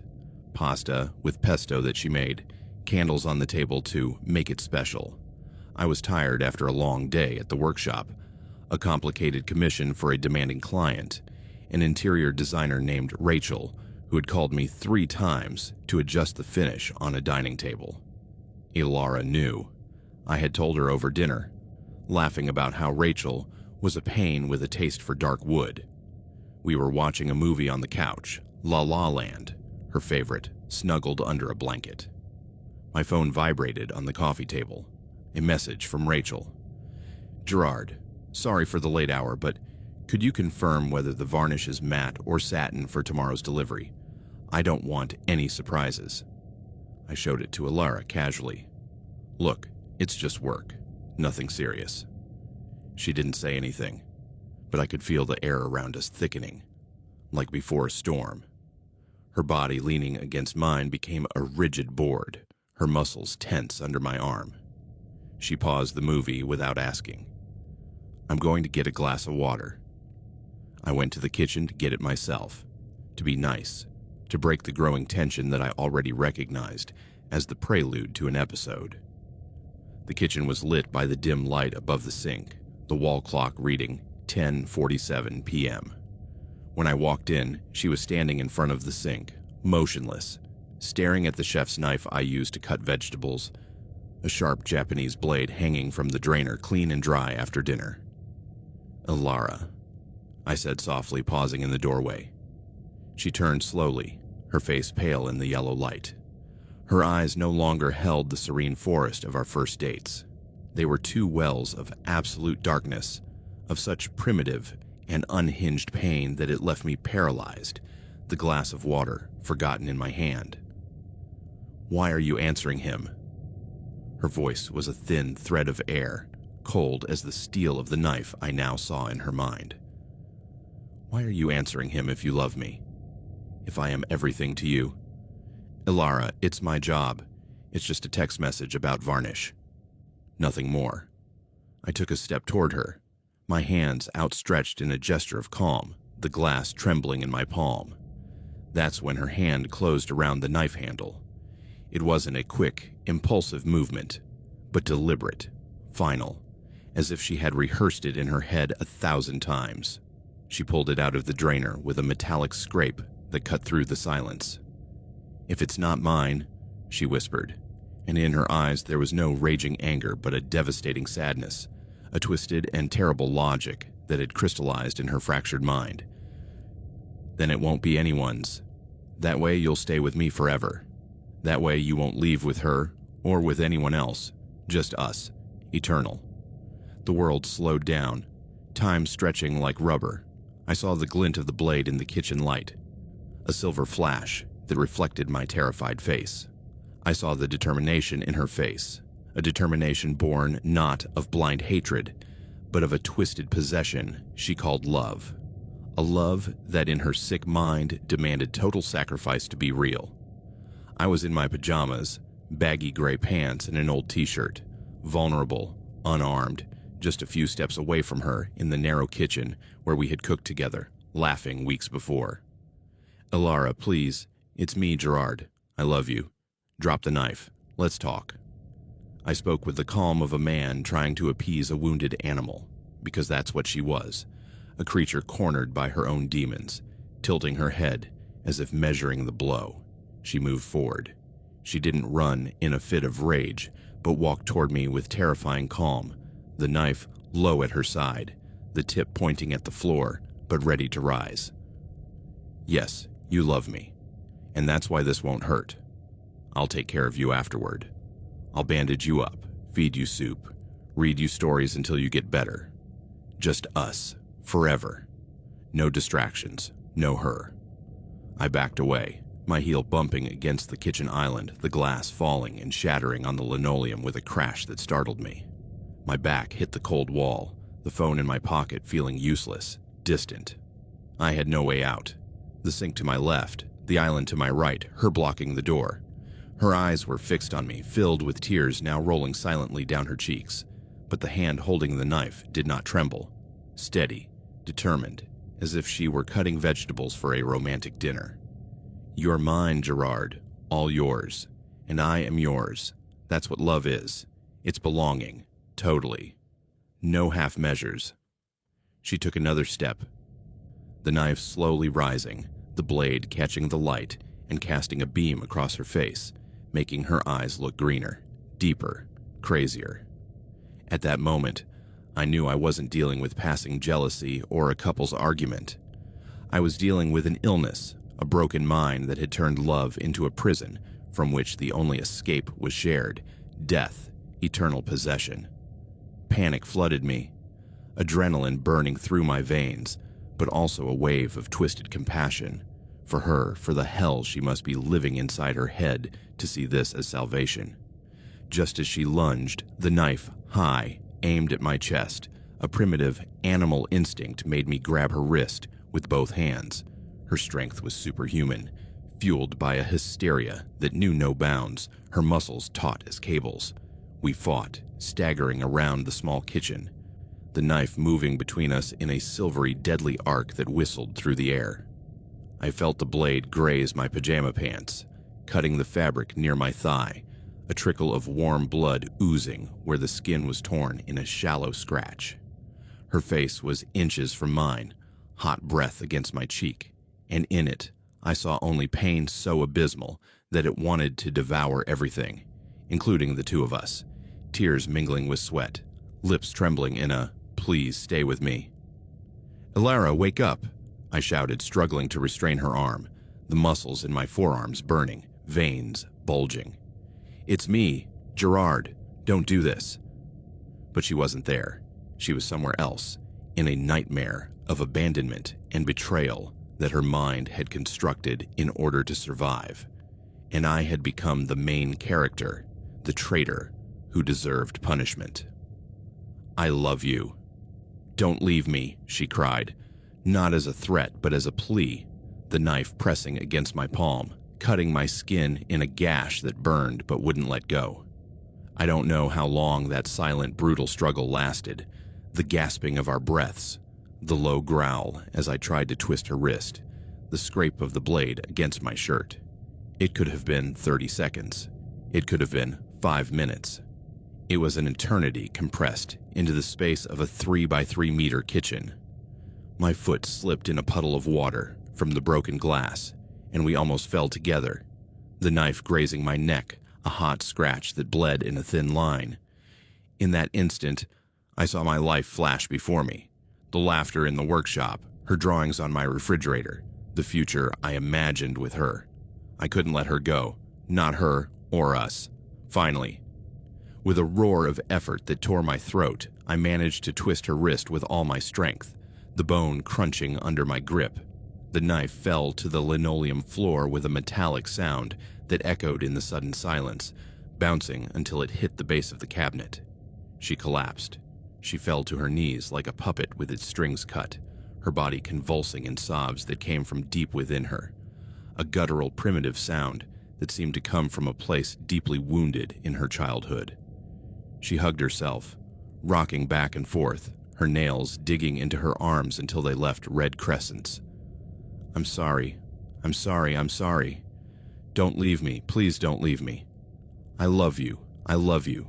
I didn't want to, but I had to. I had to keep you."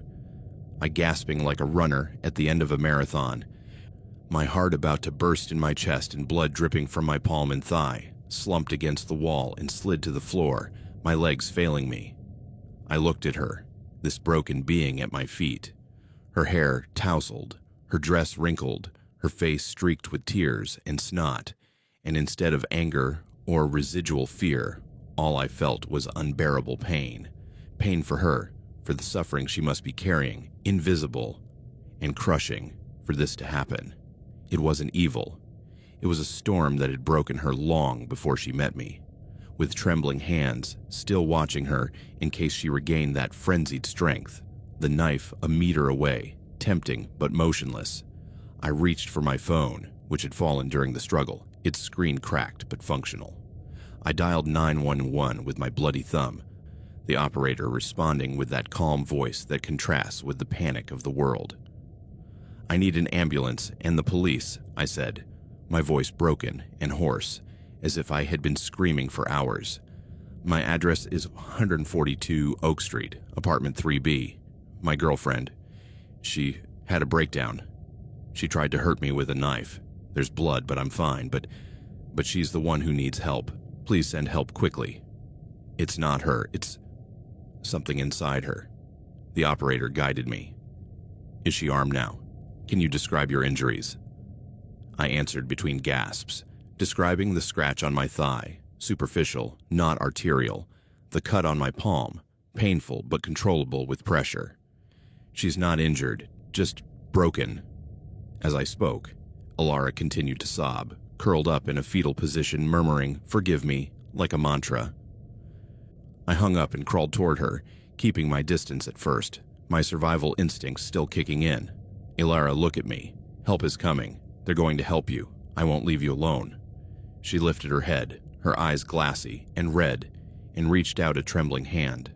I took it gently, feeling her erratic pulse against my skin. "I'm sorry, Gerard. I don't know what came over me. I saw you on the phone and I thought I was losing you, like always." "Shh. I know. We'll get through this." I pulled her toward me, hugging her gently, her head against my chest as she sobbed. We heard sirens approaching, a wail that cut through the night, and when they knocked on the door, I yelled, "Come in!" And they entered. 2 police officers with flashlights, paramedics with red kits. The scene must have been confusing for them. A pale, trembling man with blood on his shirt and torn pants, sitting on the kitchen floor, hugging a woman who was crying inconsolably, and a kitchen knife lying on the side, stained only with my superficial blood. The police gently but firmly separated Alara. "Miss, we need to check you out." And she resisted at first, screaming, "Don't take me away from him," until a paramedic gave her a mild sedative, orally. I explained everything to them, not with anger or accusation, but with a deep sadness that suffocated me. The growing jealousy, the episodes, the dinner, the message, the knife. "I don't want to press charges. She's not a criminal. She's sick. She needs help, not jail." The paramedics bandaged my palm and thigh. "You'll need stitches for your hand, but it's not serious," and took me away in a separate ambulance, but I insisted on going with her. At the hospital, under fluorescent lights that buzzed like wasps, they stitched me up while she was stabilized in a temporary psychiatric room. Leo and Chloe arrived at midnight, alerted by a neighbor who heard the screams, their faces pale with concern. "Gerard, what the hell happened?" Leo asked, hugging me tightly. I told them, my voice hoarse, and Chloe cried, covering her mouth. "It could have been worse. Thank God you're okay." The next few days were a hell of guilt and confusion, a whirlwind of police statements, medical checkups, and calls from family members. My father, from his farm in the suburbs, drove all night. "Son, are you crazy? Why don't you leave her?" My sister on the phone from Seattle sobbed, "Come here, Gerard. You can't save everyone." I looked at myself in the hospital mirror, sunken eyes, bandages on my hand, scratch on my neck, and asked myself the same question. Had I done something to provoke it? Did I ignore the signs? Could I have prevented it by speaking up earlier, setting boundaries? Guilt gnawed at me, an acid that prevented me from eating or sleeping. I walked the hospital halls at 3 a.m, the echo of my footsteps reminding me of the knife scraping across the linoleum. It was then, on the third night, that the detective in charge of the case, a heavy-set man named Ramirez, with a gray mustache and tired eyes, called me into the waiting room. He sat across from me with a manila folder, the smell of stale coffee clinging to his jacket. "Mr. Doyle, Miss Alara has no criminal record, but her medical and social history is complicated. We want you to know that before you decide whether to press charges." He told me what they had been able to piece together from hours of phone calls and sealed records. Her biological parents abandoned her when she was 4, leaving her in a park with a note. "We can't do this anymore." She went through 5 foster homes in 3 years, a carousel of temporary families where she learned not to get attached, to sleep with one eye open. At 7, she was adopted by a couple in the suburbs of Portland. He, an alcoholic accountant. She, a housewife with narcissistic tendencies. The social services file mentioned neglect, scant food, threadbare clothes, and, it was suspected, emotional and physical abuse, bruises from falls, school absences due to mysterious illnesses. At 15, Alara was diagnosed with borderline personality disorder, BPD, which was not adequately treated due to a lack of resources. Therapy was sporadic, medication inconsistent.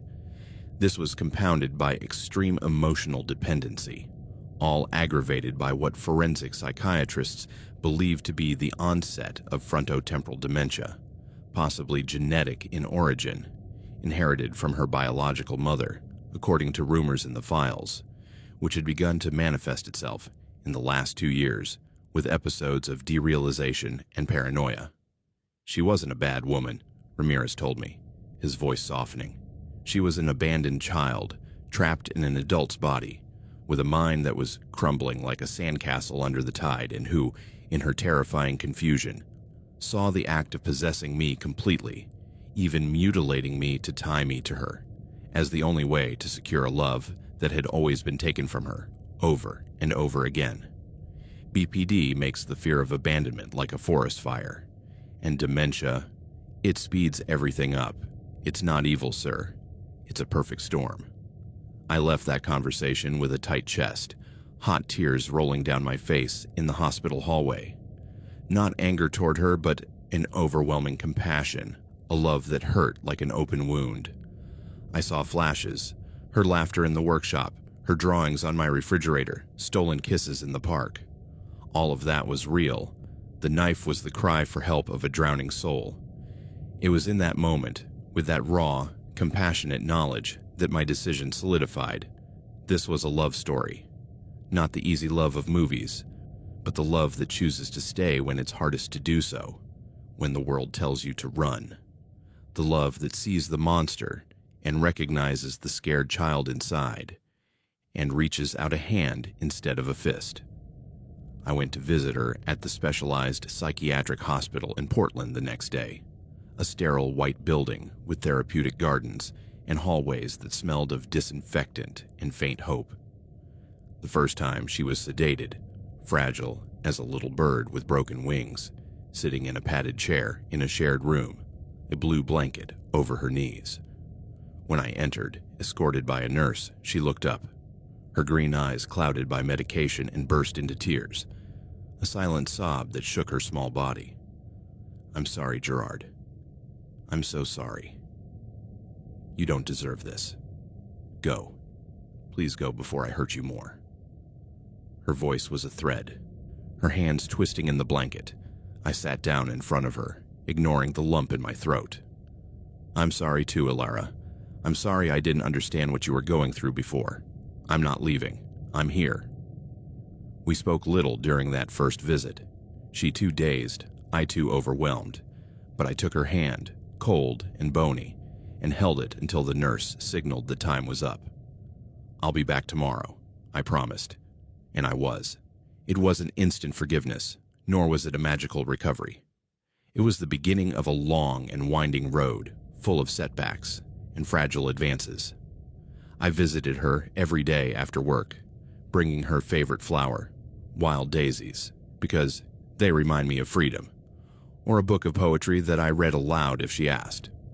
I learned about her condition in sessions with her therapist, a woman named Dr. Reyes, with a soft voice and wise eyes, BPD as an emotional hurricane, where abandonment feels like death, frontotemporal dementia as a silent thief that stole inhibitions and logic, turning fears into delusional certainties. Ilara didn't choose this, the doctor told me, but you can choose how to love her now. With boundaries, Gerard, boundaries for self-love. I attended support groups for partners of people with BPD, meetings in church basements where men and women shared similar stories. My wife threatened me with pills once. My husband followed me to work with a knife in his backpack. I cried in those folding chairs, recognizing my own past denial.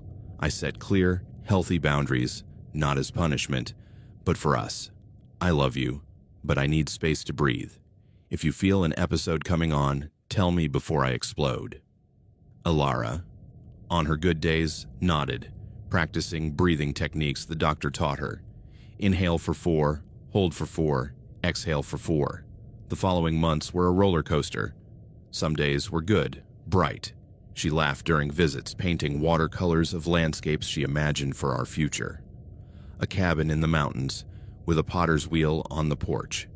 And I could see glimpses of the woman I met in the workshop, the one who whispered over the clay as if it were a shared secret. "Thank you for not giving up," she said one afternoon, her eyes clear for the first time in weeks. "You are my anchor." Other days, the fog of dementia and primal fear would return with a vengeance.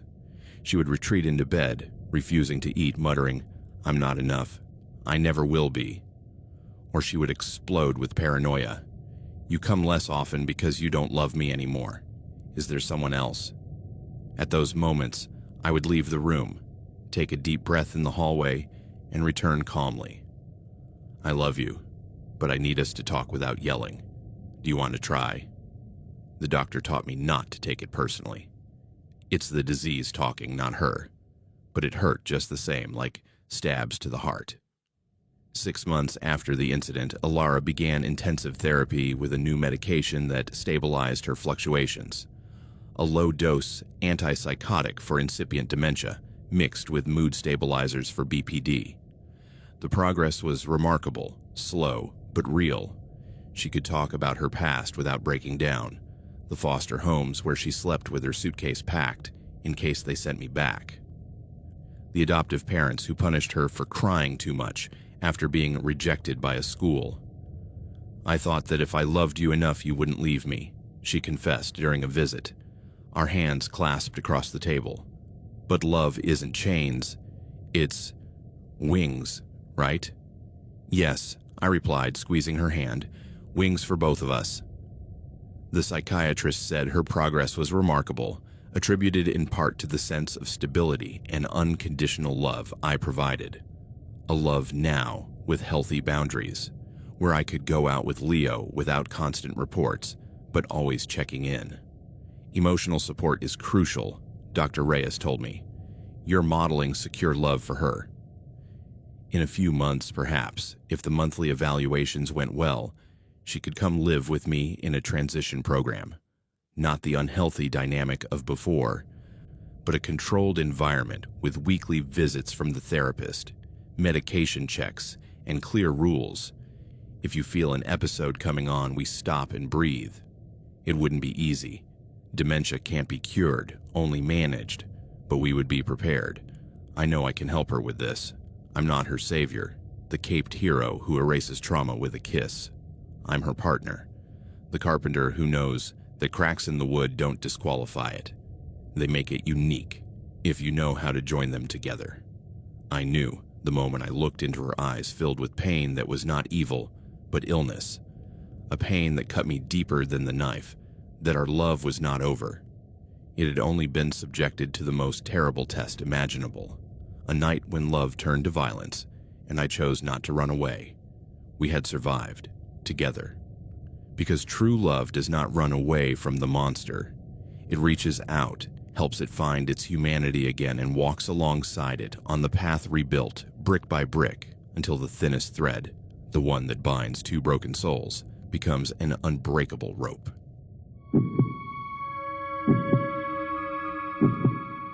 Let me begin with a warning. Not the typical one found in these stories that promise cheap thrills or predictable twists, but one that comes from the depths of my wounded memory. An echo that still wakes me up at 3 a.m. with my heart beating like a war drum. Be careful with debt. I'm not talking about the credit card debt you rack up on Black Friday, or the car loan that ties you to a job you hate. I'm talking about the debts you incur in the wrong places, with the wrong people, in dark corners of the city where money flows like blood from an open wound. Debts that aren't paid with checks or wire transfers, but with broken promises, and in the end, with blood. It's a world where you only see shadows, a phone vibrating at midnight, an evasive glance during a romantic dinner, until one day, one of those shadows falls over your normal life and shatters it forever, leaving fragments that never quite fit together. My name is Emily, and this is not a story about ethereal ghosts or ancient curses, but about the echo of a muffled scream and the color red, a red too vivid and sticky, which stained what should have been a perfect night and turned my 24 years into a limbo of therapy and police statements. A few years ago, I was a different person. I was 24, had just moved to Chicago after graduating with an art degree from a state university in Indiana, and was working as an assistant at an emerging art gallery in the Loop, a narrow space with white walls and LED lights illuminating abstract paintings by local artists that no one bought. My life was a precarious balance. Mornings cataloging paintings with coffee stains on the labels. Afternoons guiding tours for clueless tourists who asked if that was by Picasso. And nights of instant ramen in my one-bedroom apartment in Wicker Park, where the rent left me with just enough for a decent cup of coffee. I believed, with the naive arrogance of youth, that the world was an essentially safe place, a stage where tragedies happened in the news, shootings in distant neighborhoods, corruption scandals in Washington, always to other people, never to me, the girl who dreamed of healing the world through canvases and deep conversations.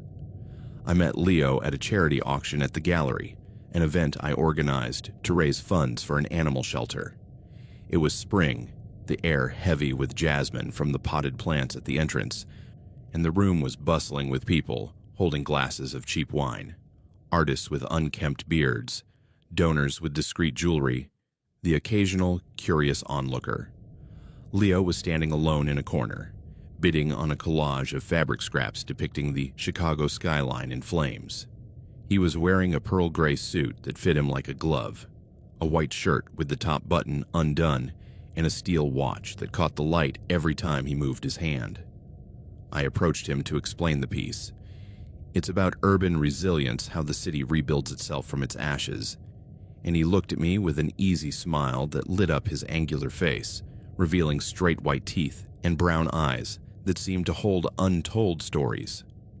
"You're the mind behind this, right? Emily, correct?" he said, extending his hand. His grip was firm but not aggressive.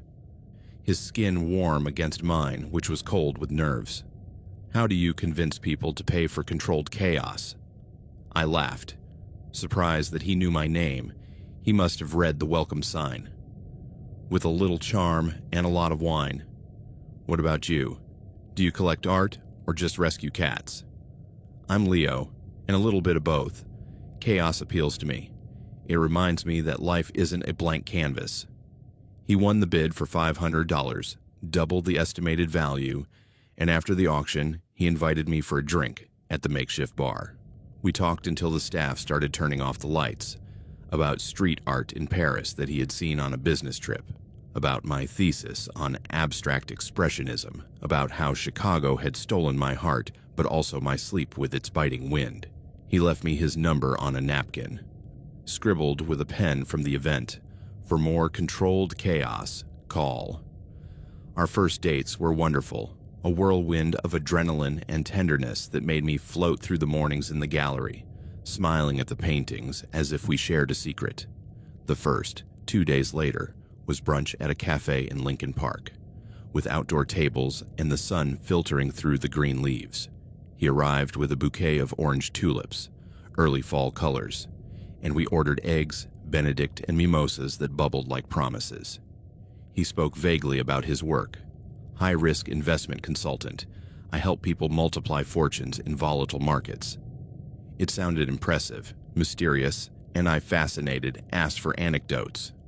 Once I saved a client from losing everything in a crypto crash. It was like putting out a fire with my bare hands. He paid in cash. Crisp bills he pulled from a clip in his inside pocket, and took me for a walk through the nearby zoo, where he laughed at the monkeys and stole a kiss from me next to the penguin cage. The second date was dinner at an Italian bistro in River North. Dim lights and candles in empty Chianti bottles. He ordered pasta with seafood and a bottle of Pinot Noir that cost more than my weekly salary, and as we ate, his fingers brushed mine across the table, sending sparks up my arm. We talked about dreams. I wanted my own gallery someday. He wanted to travel without ties, see the world before it gets more complicated. But I noticed the first oddity. His phone vibrated 3 times during dinner, and each time he excused himself with a tense smile, answering quietly in the hallway. "Work," he muttered when he returned, but his jaw was clenched, his eyes scanning the room as if searching for invisible threats. "Everything okay?" I asked, covering his unease with a joke about the waiter, who looked like he had stepped out of an opera. "Yes, beautiful. Just a persistent client. Tonight is just for us." He kissed my hand, and the moment passed, but the seed of doubt was planted. What kind of investments required calls at 9 p.m.? The third date was a walk along Lake Michigan at sunset, the salty wind whipping my skirt and his jacket. We walked barefoot in the cold sand, collecting smooth shells, and he told me about his childhood in New Jersey, a working-class neighborhood where he learned to negotiate with the world from an early age. I shared about my mother, an art teacher who taught me to see beauty in broken things, and my father, a mechanic who never understood why I didn't study something practical. We ended up sitting on a bench, kissing until the sky darkened, and he took me to his apartment, a loft in the West Loop with views of the skyline, minimalist furniture, and a bottle of champagne chilling. We made love for the first time that night, slow and exploratory, his hands tracing my back as if memorizing a map. But at midnight, his phone rang again, and this time I saw his face change, paleness, a twitch in his cheek. He got up naked, answering on the balcony, his voice low and urgent. "Not now. Tomorrow. I'll figure it out." When he came back to bed, he held me tight, as if afraid I would evaporate. "I'm sorry. Work again." "Is it always like this?" I asked, snuggling against his chest. "Yes, but it will calm down, I promise." I slept little that night. The buzzing of the phone on the nightstand a reminder that his world had corners he didn't show me. There were moments of strangeness that built up like clouds before a storm. On our fourth date, a jazz concert at an underground club in Wrigleyville, his phone vibrated during the saxophone solo. He got up, apologizing, and I saw him in a side hallway, gesturing vehemently to someone invisible. When he returned, he was sweating slightly, and he asked for the check before the set was over. "Last-minute client," he said, but in the car, I noticed how he checked the rearview mirror every block. "Leo, are you in some kind of trouble?" I asked, my hand on his thigh. He looked at me, the light from the street lamps dancing on his face. "Emily, in my line of work, you make enemies. People who don't play fair, who see opportunities where others see risks. But don't worry, I can handle my business. Just stay with me tonight." He kissed me urgently, and the moment passed, but the seed grew. What enemies? What business? I should have run away then, when the red flags were waving like sheets in a gale. But I didn't. I was in love. Or in love with the idea of him, with the controlled danger that seemed to emanate from him like an expensive, forbidden perfume. The dates continued. A weekend in Milwaukee, where he rented a yacht for a sunset on the lake. But his phone wouldn't stop ringing. 5 calls, each one cutting short our talk about future dreams. "I'll quit soon," he promised, but his eyes said otherwise. At home, I found an envelope in his jacket. Casino bills, numbers in red that added up to thousands. "What's this?" I asked innocently. "Beginner's mistakes. Already paid," he lied, and I believed him because I wanted to believe him. The tension escalated in small cracks. One night, after a silly argument about whether to watch The Godfather or a comedy, he raised his voice. "Just choose, Emily." And I saw panic in his eyes. Not anger, but a flash of something haunted. He apologized with flowers the next day, but the pattern repeated itself. Calls at 2 a.m. that left him pale, cash checks he pulled from hidden drawers, glances at the door in restaurants. "It's stressful," he said, "but for you, I'll quit soon." The night of October 17th was cold, one of those early fall nights in Chicago that promised the winter to come, with wind howling between the skyscrapers and dry leaves crunching underfoot. It was our 3-month anniversary, and Leo had made a reservation at La Cava de los Poetas, a small, intimate restaurant in the West Loop with low ceilings with exposed beams, stone walls that absorbed the echo of laughter, and tables with white linen tablecloths lit by candles and wrought iron candlesticks. He had reserved the corner table, the most private one, overlooking an interior courtyard where vines climbed up old bricks.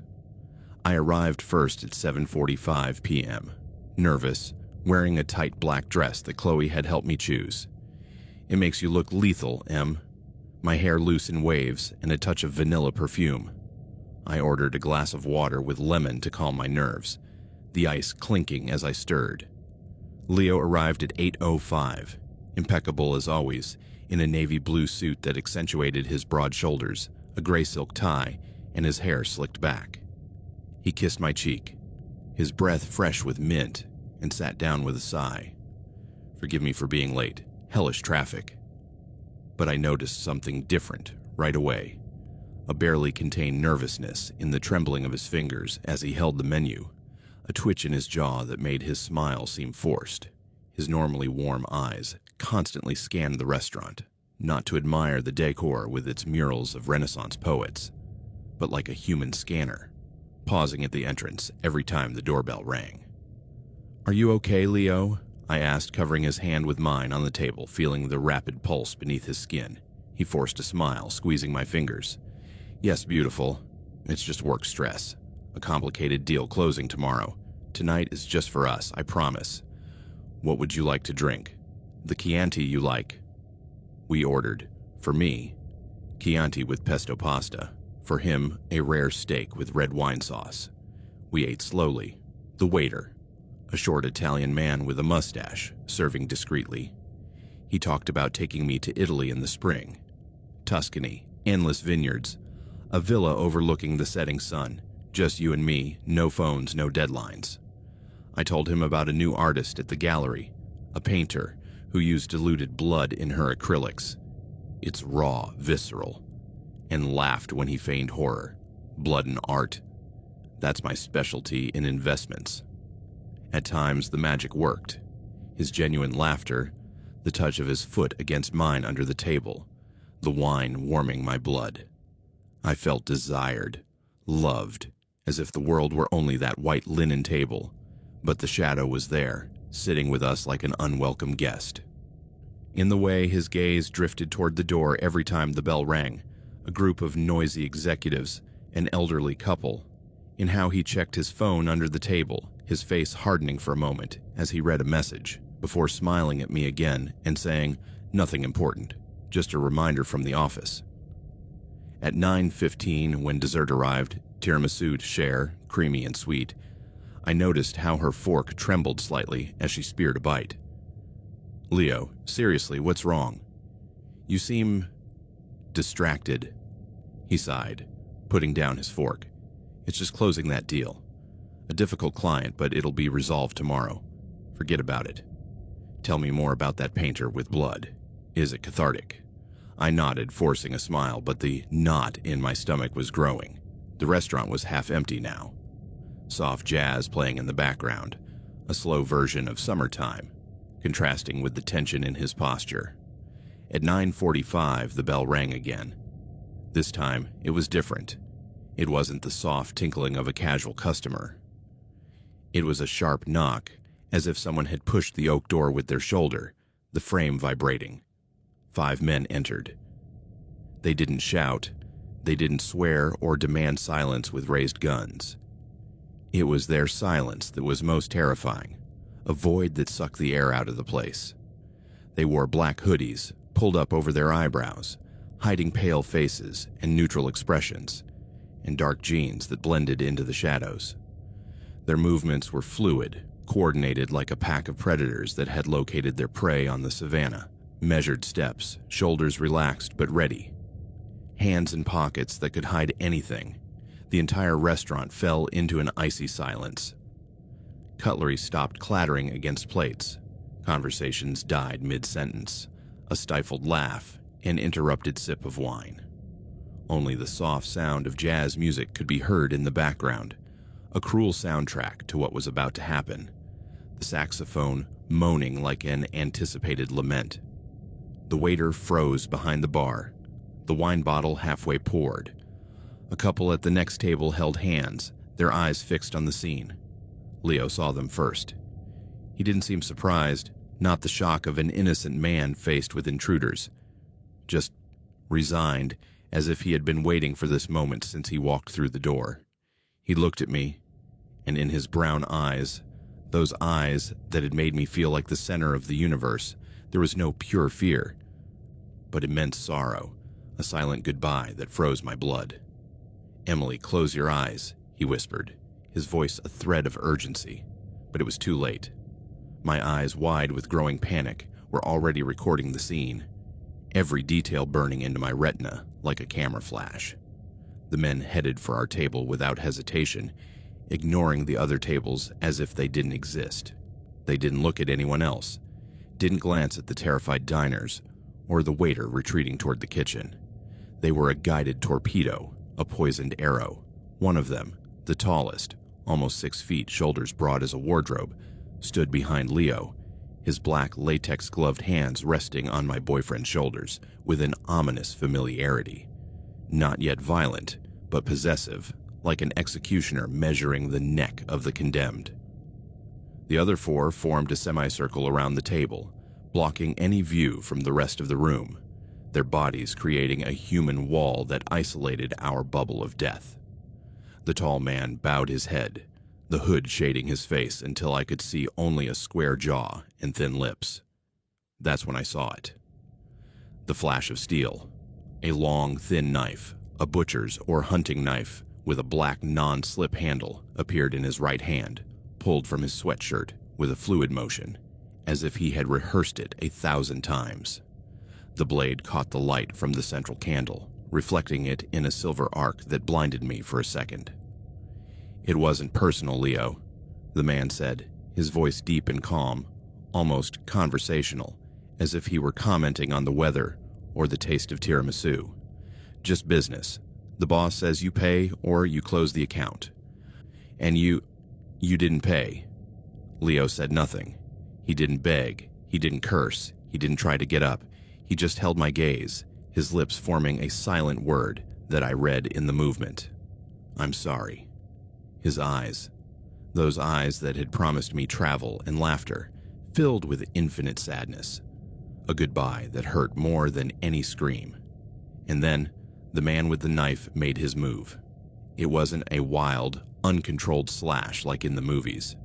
It was an act of horrible surgical precision, a quick, deft gesture that spoke of practice and coldness. The blade slid across Leo's neck, just below the jawline, a clean cut from ear to ear that severed artery and vein with the ease of cutting butter. The sound, God, the sound I still hear in my nightmares, amplified in the silence of the restaurant. It wasn't a high-pitched scream of pain. It was a wet, hissing sound, like air escaping from a high-pressure punctured tire, mixed with a ghastly bubbling gurgle, as if Leo was trying to speak, but only red liquid came out.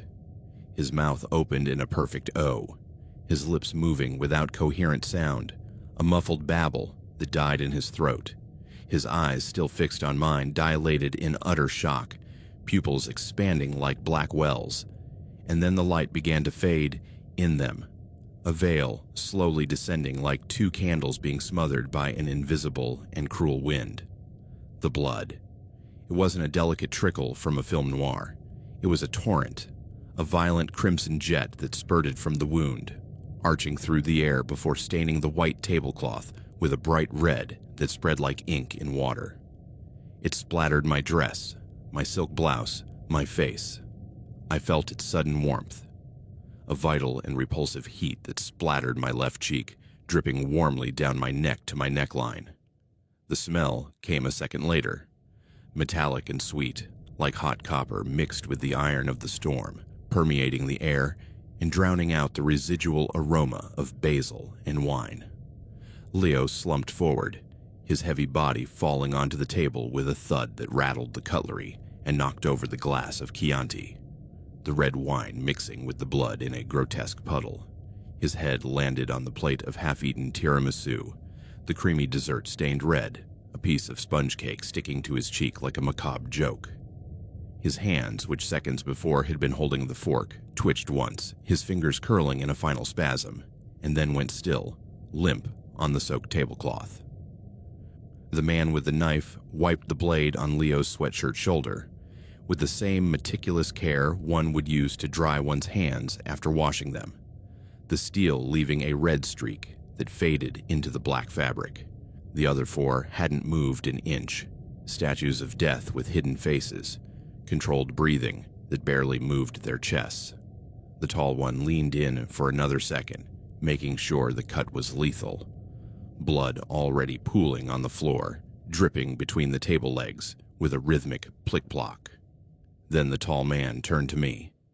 Time stood still in that moment, the jazz in the background becoming a distant hum, the world reduced to his black hood and my pulse pounding in my ears. I was paralyzed, my body frozen in shock, covered in Leo's blood that was cooling sticky on my skin, shaking uncontrollably. Vomit rising in my throat in an acidic nausea that I swallowed with effort. Hot tears rolled down my cheeks, mixing with the splattered blood, and my mind screamed, "Run, scream, do something." But my muscles wouldn't respond, betrayed by pure terror. He leaned in slowly, until the hood was inches from my face, the smell of his breath invading my space, fresh mint to mask stale tobacco and a faint stench of nervous sweat. I couldn't see his eyes under the shadow, only the curve of a straight nose and thin lips that curved into something that wasn't a smile, but a warning. "You have nothing to do with this," he said, his voice a raspy whisper, like stones dragging across gravel, low and confidential just for me. You forget everything. Say it was a robbery, a madman, or we'll find you. And then it won't be so clean." His words dug into my brain like splinters, each syllable a nail in my sanity. I nodded, a mechanical movement, terror drowning out any verbal response. He straightened up, satisfied, and with a nod, dry like a director dismissing extras. The 5 men left the restaurant as calmly as they had entered, their synchronized footsteps disappearing into the Chicago night, swallowed by the darkness of the street where the wind howled between the buildings. The silence was broken then, like glass shattering under pressure. A sharp scream came from the throat of the woman at the next table, a sound that broke the spell and unleashed chaos. Chairs crashing to the floor, cutlery clattering in the rush to escape, the waiters shouting, "Call 911" from the bar. I couldn't take my eyes off Leo, his lifeless body on the table. His head tilted at an impossible angle, the red pool expanding slowly but inexorably, dripping onto the floor in a hypnotic rhythm that marked the seconds of my new hell. Someone, the owner I think, wrapped me in a rough thermal blanket, his hand shaking as he murmured, "Calm down, girl, help is coming." But the cold I felt came from within, an ice that spread from my chest to my fingertips. They dragged me toward the back exit, away from the scene, but my eyes refused to leave him, the puddle touching my shoe, the final gurgle from his throat like a last breath. The sirens arrived first, a distant howl that grew to a roar in the street, red and blue lights flashing through the windows like a macabre carnival.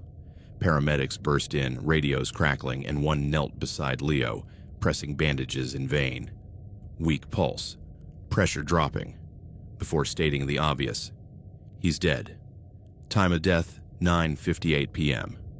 The police arrived in waves, uniformed officers cordoning off the restaurant with yellow tape fluttering in the wind, detectives in cheap suits taking notes in crumpled notebooks, forensic camera flashes illuminating the table like a crime movie set.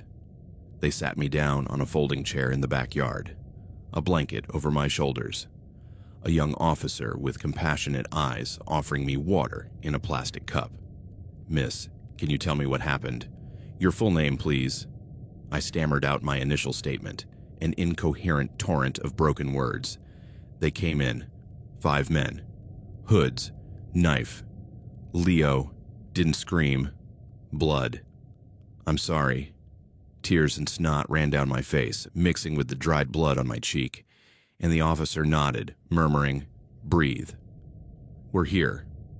They wrapped me in a hospital gown. My dress was now evidence, soaked and stiff, and took me by ambulance to the nearest hospital, a journey of blurred lights and the constant beeping of the heart monitor that seemed to mock my erratic pulse. In the emergency room, under fluorescent lights that buzzed like flies, they washed the blood off me. "Take off your clothes, please. It's procedure." And a doctor with an Indian accent checked superficial cuts on my arms from the splash. "Shock. Dehydration. You need rest." But rest did not come. Detectives arrived at my bedside at midnight with tape recorders and questions that pierced me. "Did you see their faces? Any accents? Did Leo mention threats?" I shook my head, my voice hoarse. "No. Just business. Debts." They nodded, exchanging glances. "We'll look into it." The investigation confirmed what I already sensed deep down, a secret Leo had buried beneath smiles and dinners. He wasn't an investment consultant. He was a high-stakes bookie, a middleman in Chicago's underground world of illegal casinos and sports betting, up to his neck in gambling debts to a crime syndicate, the Lake Wolves, an elusive group of loan sharks and enforcers who operated out of motels on the South Side. The complicated deal was a $150,000 debt he had racked up at blackjack and underground poker tables, promising payments that never came. The reckoning was inevitable, a public message in a neutral restaurant: pay up or die and let everyone see it. I was just the accidental spectator, the guest of honor at his execution, splattered with his blood as an unwitting witness. I, the protagonist of this nightmare, was only looked in the face at the police station 2 days later, after a night in the hospital sedated and a psychiatric evaluation that diagnosed incipient PTSD, and told that I had nothing to do with this. The lead detective, a tough woman named Vargas with acne scars on her cheeks, showed me grainy surveillance photos. The men leaving, hoods down, no license plates on a stolen black sedan. No fingerprints, no witnesses to speak. Leo was known in certain circles. You were collateral. Stay out of it, Emily, or you become a target. They were the most terrifying and liberating words I've ever heard. They saved my life. They didn't seek revenge on me, but they condemned me to live with the memory, a weight I carry like an invisible chain. I left the hospital in clothes borrowed from Chloe, a baggy sweatshirt that smelled of her floral perfume, and returned to my apartment, where the bathroom mirror reflected a stranger's face. Deep dark circles, pale skin dotted with freckles that now looked like dried bloodstains. I cried until I was hoarse, the vomit from the restaurant still a ghostly taste in my throat. Years have passed since that night on October 17th. I no longer work at the gallery. I couldn't stand in closed spaces with strangers, the laughter of others reminding me of the silence before the blow. I quit 3 months later with a shaky letter blaming personal stress and moved to a quiet suburb of Evanston, where the lake is calmer and the nights are less noisy. Now I teach art to children at a community center, teaching them to see beauty in chaotic scribbles. But I avoid intense reds on the palettes. Let's use blues today, okay? The smell of raw meat triggers panic attacks. I hyperventilate in the supermarket, the cart forgotten in the produce aisle. The color red, a bright red like a ripe tomato or an amber traffic light, can paralyze me on the street. I stop, the world blurred, until a horn snaps me out of my trance. I still go to the psychologist twice a week. After years of therapy for PTSD left me with the image of the man bleeding out in front of me. Sessions where I relive the dinner, the cut, the blood, with breathing exercises that don't erase the gurgling. It's normal, Emily, says Dr. Hale, a soft-spoken woman with round glasses. Trauma anchors itself in the senses, but every day you talk, you loosen it a little. The nightmares repeat themselves every night. Always in the same loop, the doorbell, the men, the knife, Leo's eyes fading as his blood bathes me. I wake up sweating, checking the clock, 3:17 a.m. always, and turn on the light, looking for shadows in the curtains. And I keep testifying at the prosecutor's office over and over again like a masochistic ritual. Every time there's a new detective assigned, an enthusiastic rookie or a cynical veteran with coffee in hand. Or when a cold lead appears, a similar sedan stolen in Gary, a name in a wiretap that leads to a dead end. They call me to the downtown police station, where the air smells of disinfectant and despair. They sit me in a gray room with scratched metal tables, a tape recorder humming, and I repeat, 5 men, black hoods, thin knife, cut to the throat, just business. They nod, take notes, promise to follow up. But I know it's theater. The wolves of the lake are ghosts in the system. No names, no faces, operating on cash and blood loyalties. Leo is dead, his body buried in a cemetery on the outskirts with a simple headstone that I visit on anniversaries, leaving orange tulips and whispering, "I'm sorry" to the wind. And me, I'm living proof that sometimes the world of shadows comes to light just for a moment, long enough to rob you of your innocence and paint your memory with a color you can never completely wash away. It's the debt Leo couldn't pay, $150,000 in bets that turned into a river of blood. And it's the debt that I, without having asked for anything, am condemned to carry for the rest of my life. The echo of its gurgling in my dreams, the ghost of its "I'm sorry" in my ears, the certainty that at any dinner, any doorbell, the shadows could return. But I carry on one day at a time, teaching children to draw without fear, because if I don't, they win. And on quiet nights, when the lake whispers against the shore, I wonder if Leo sees me, if he knows that his shadow saved me by not dragging me with him, or if, in some dark corner of Chicago, the men in hoods are still looking for me. Let me start with a warning. I won't deliver it in the sensationalist tone of a horror movie, but with the cold, steady weight of someone who has lived through the consequences, who still feels a chill down their spine every time a phone vibrates in the dark. Be careful what you share online. Be careful with those apps that promise instant connections, easy laughs, and perfect matches, because sometimes the person on the other side isn't looking for a casual encounter or innocent chat. They're looking for a target, a loose thread in the tapestry of your life that they can pull to unravel everything. My name is Pia, and this is not a story about a ghost whispering at midnight or a digital curse, but about a presence that is all too real. A man who sneaked into my life not to get to know it from scratch, but to claim it as if it had always belonged to him, weaving a web of stolen details that left me breathless and without privacy.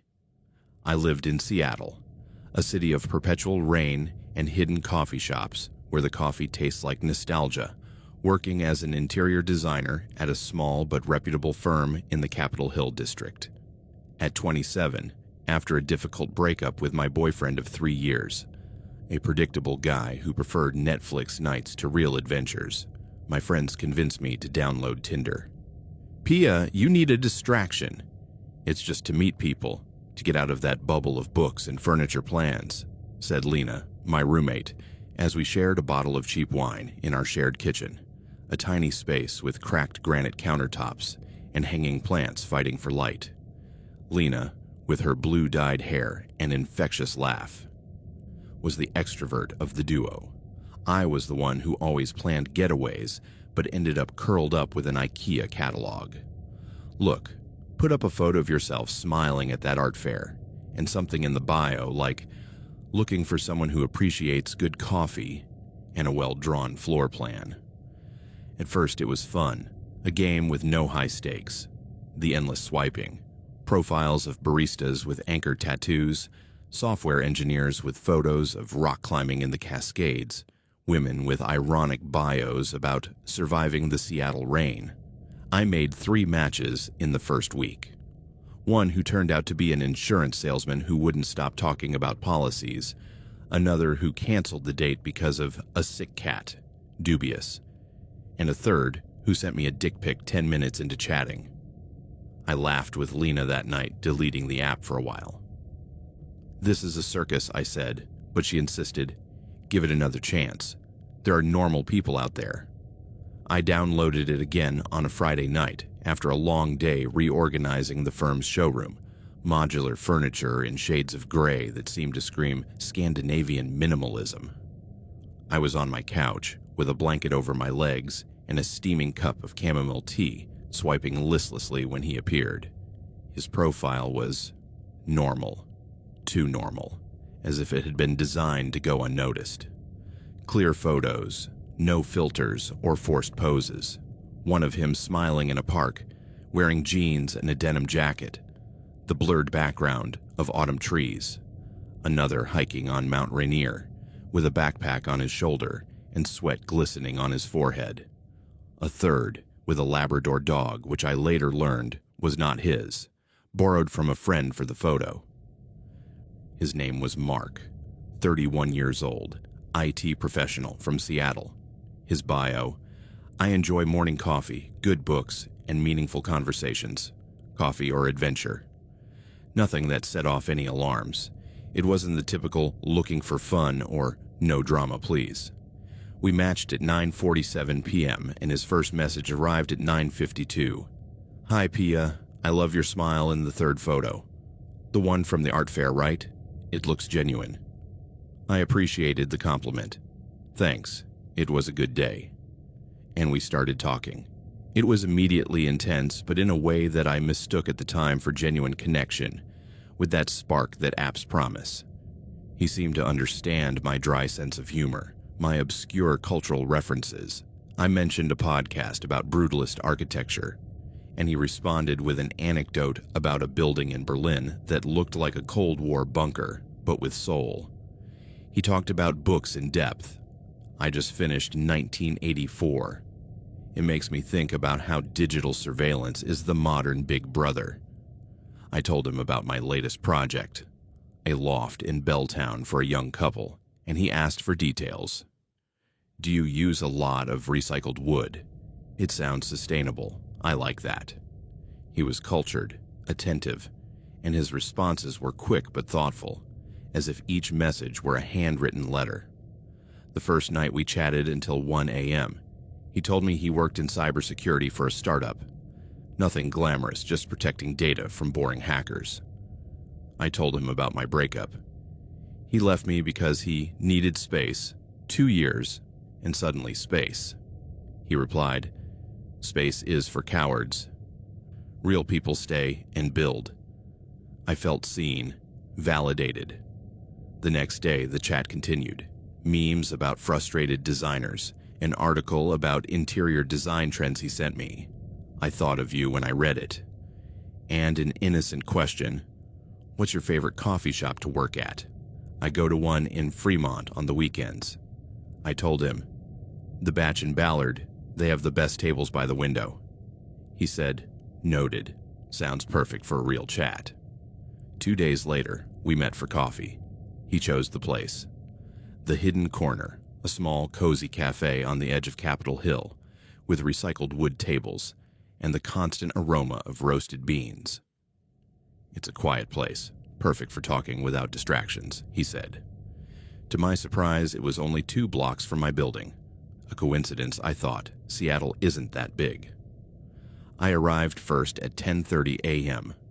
on a Saturday, wearing jeans and a light blouse, my hair down, and a touch of red lipstick just in case.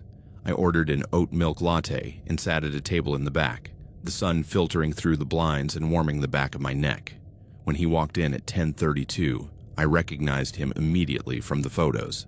Tall, handsome, wearing a gray t-shirt that highlighted his athletic shoulders and dark jeans. His broad smile lit up the place, but his eyes didn't quite smile. They scanned the cafe with analytical speed, the bar, the occupied tables, the emergency exit, before settling on me with an intensity that made me sit up straight. He approached, kissed my cheek with a light touch. His cologne smelled of sandalwood and something metallic, and sat down across from me. "Pia, at last. I knew that green dress would look good on you. It matches your eyes perfectly." I paused, my latte halfway to my mouth. I was wearing a new emerald-colored dress that I had put on especially for the date, one I had bought on impulse at a vintage store the day before. How do you know it's new? I didn't mention it." He laughed, a low, genuine sound, but his eyes narrowed for a second. "Intuition. It fits you like a glove. How's the latte? The Hidden Corner makes the best in town." The conversation flowed at first. We talked about his work in cybersecurity. It's like being a digital guardian protecting secrets people don't even know they have. And my latest project at the firm, a minimalist bedroom with Scandinavian touches. But then, the parade of knowledge began, subtle at first, like raindrops before a storm.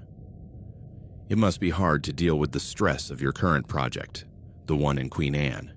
The client sounds demanding with that email you sent him yesterday about the kitchen tiles." I froze, the cup trembling in my hand. I had never mentioned what project I was working on, let alone the location.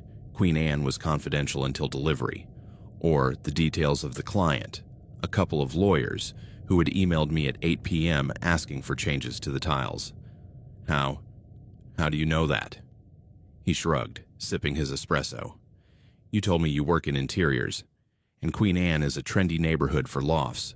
The tile thing, Intuition from someone who's dealt with picky clients. But it wasn't intuition. I knew it in that instant, a cold twinge in my stomach. I kept talking, but my guard went up. He asked about my routine. Do you go to the gym next to your building a lot? The one on Pike Street? Yes, the gym in my building on Capitol Hill.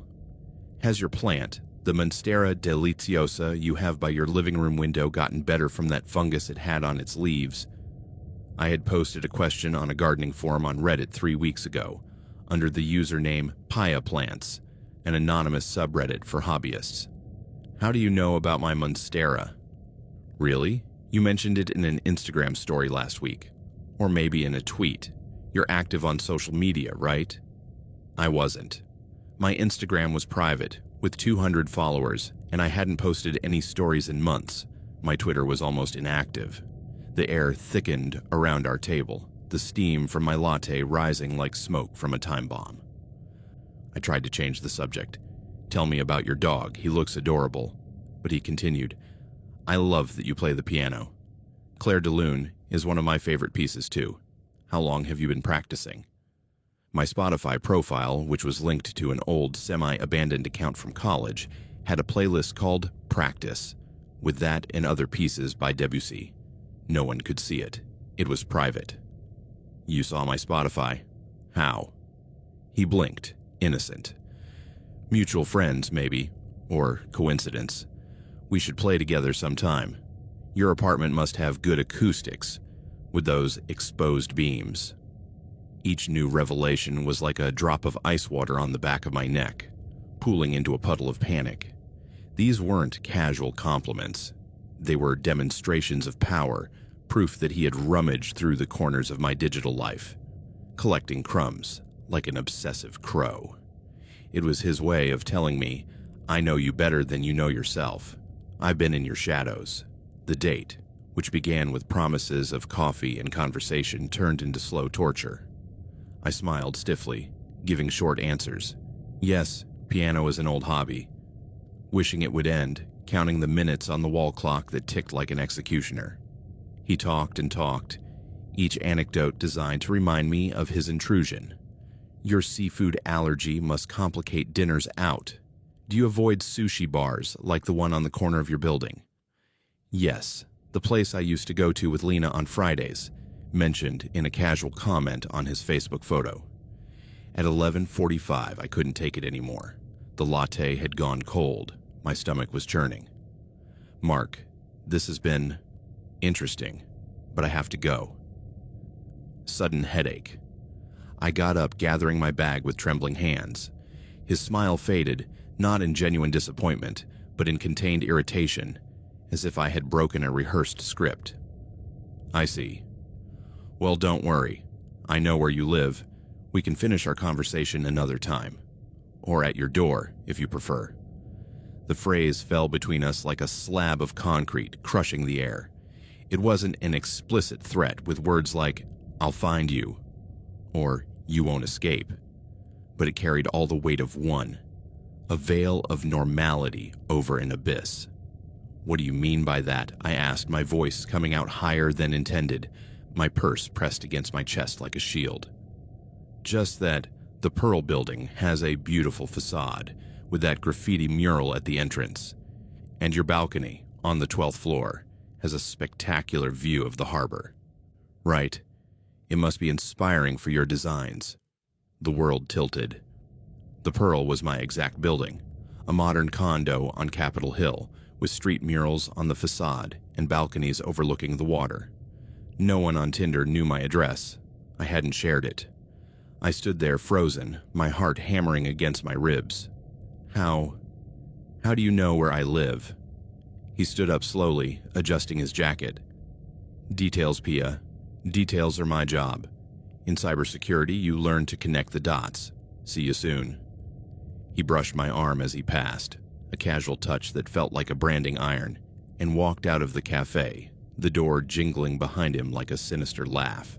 I ran home, the 2 blocks feeling like an exposed desert, looking over my shoulder every 10 steps, convinced he was following me.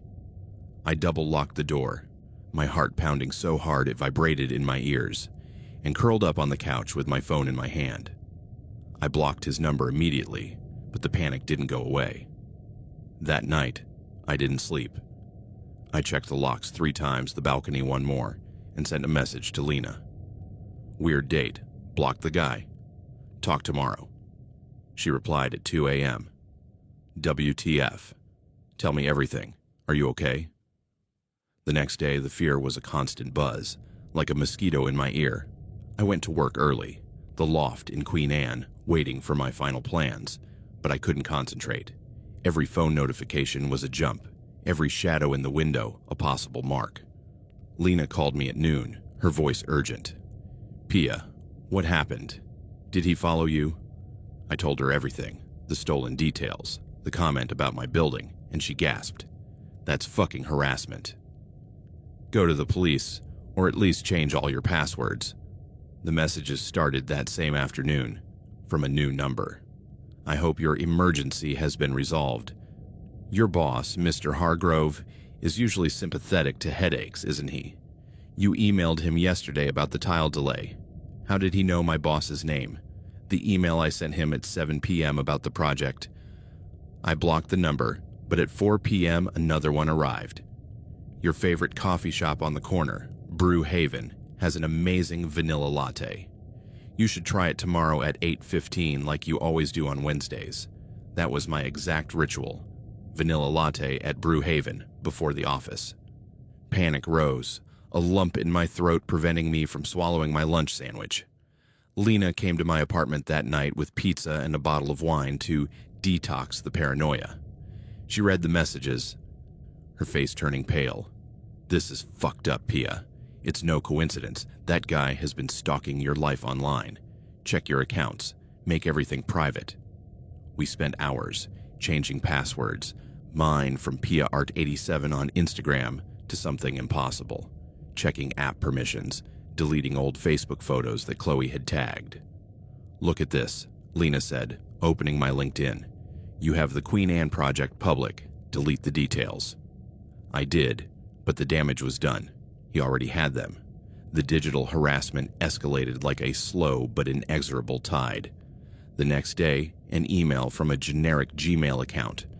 I love that photo you posted 3 years ago at Alki Beach. You should wear that wide-brimmed hat again. It looks great on you with the sun in the background. That photo was from a trip with my ex, tagged on his public profile before I blocked him. I blocked the email, but at 7 p.m. a DM arrived on Instagram from a fake account. Seattle Fan 92. Your cat, Milo, looks playful in that video Lena uploaded yesterday. Do you feed him tuna or salmon? Lena had posted a story of Milo jumping on the couch, visible only to followers. How did he see it? Panic turned to nausea. I threw up in the bathroom, my hands shaking over the sink. I called my sister in Portland that night, my voice breaking. Maya, this guy from Tinder. He knows everything about me. My building, my cat, my job. She, practical as always, said, block everything and go to the police tomorrow. This is no joke. I slept with the light on, my phone in airplane mode, but at 3 a.m. I dreamed of him on my balcony, whispering, I know where you live. I went to the police on Thursday morning, the downtown station smelling of burnt coffee and despair. The officer, a middle-aged man with a gray mustache and tired eyes named Detective Ruiz, listened to my story in a room with metal tables and plastic chairs. I showed him the printed messages, a stack of 10, each more invasive than the last, and recounted the date, the comment about my balcony. It's harassment, right? Can you track him down? Ruiz sighed, flipping through the pages. Miss Voss, what you describe is frightening, yes. But legally, checking public profiles is not a crime. Sending non-threatening messages, and these are not directly threatening, isn't either. There are no explicit photos, no threats of harm. It's creepy, but not actionable. His tone was kind but resigned, as if he had heard this 1,000 times before. We could request a restraining order if it escalates, but for now, change your numbers, your profiles, and document everything. The helplessness was devastating, a punch in the stomach that left me breathless in the parking lot. How does the system protect someone from a ghost who operates on the edge, who knows your life without touching you? I called Lena from the car. They can't do anything. It's no actionable. She cursed. Move temporarily. Come to my place in Tacoma for a few days. But my apartment felt like a trap now. Every shadow in the hallway, every creak in the building could be him. On Friday, the harassment escalated. At 6 a.m., a package arrived at my door, a cardboard box with no return address, with my name printed on it. Inside, a wide-brimmed hat, the same one from the pier photo which I had lost 3 years ago, and a note. It looks great on you. Wear it on our next date. I know where to find a lost one. Panic was a tsunami. I threw up in the sink, my hands shaking as I dialed 911. Someone left this at my door. They know where I live. The police arrived, took photos, but Ruiz called. It's an unsolicited gift. It's not a threat. Document it, but no arrest. Lena picked me up at 8 a.m., my makeshift suitcase in the car. Stay with me until it calms down. But at her house in Tacoma, the phone kept vibrating. Your sister Maya has a nice house in Portland. Did you tell her about me? How did he know about Maya? A comment on my Facebook from months ago. I blocked him, but on Saturday, a DM arrived on a new account. The gym in your building opens at 6 a.m. Are you going today? I'll bring the latte. That was my exact schedule for morning yoga. I ran to Lena's bathroom, hyperventilating, the world spinning.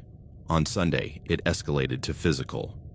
I was at the Tacoma supermarket buying milk and cereal when I saw a tall man in a gray jacket in the fruit aisle. It wasn't Mark, or so I thought, but his posture, the way he scanned the shelves, froze me. I sped up the cart, my heart pounding, and when I paid and left, I swore I saw him in the parking lot, leaning against a black car, smoking. I ran to Lena's, locking doors behind me.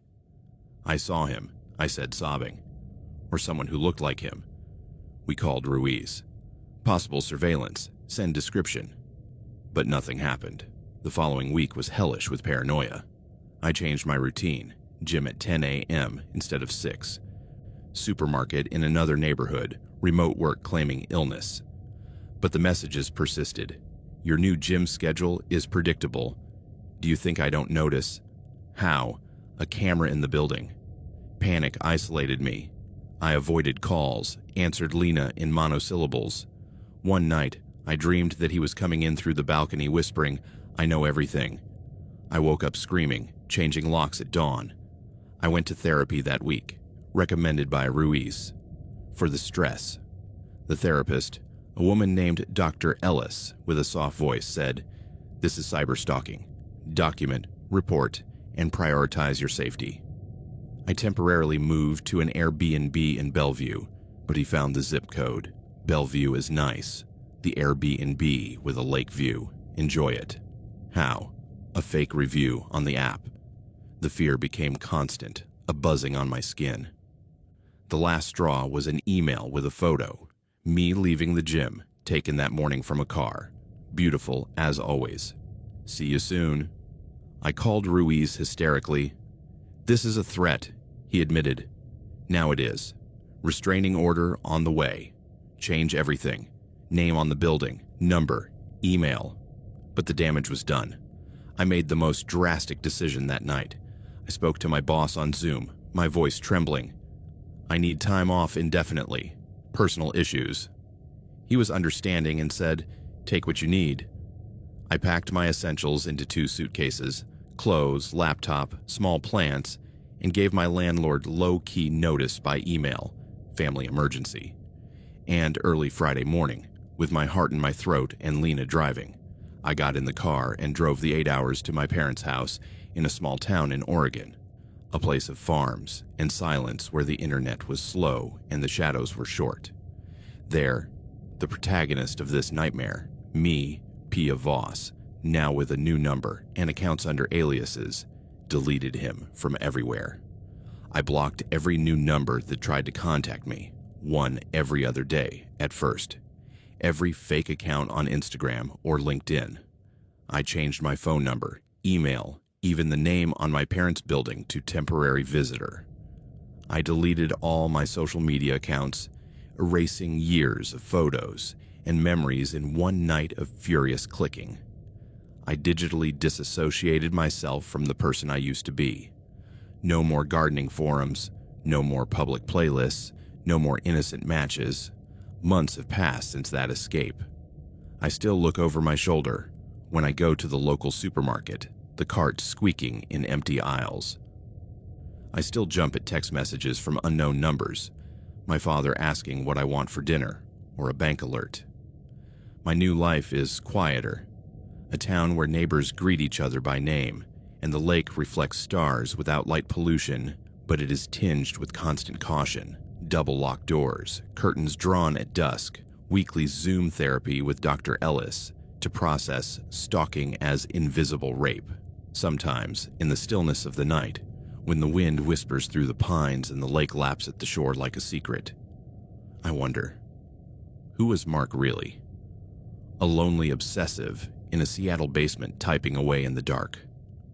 Someone with personality disorders, narcissism, perhaps, or undiagnosed borderline, who finds pleasure in remote control, weaving data webs like cobwebs, or part of something bigger, a group that collects digital lives for fun or profit. I'll never know.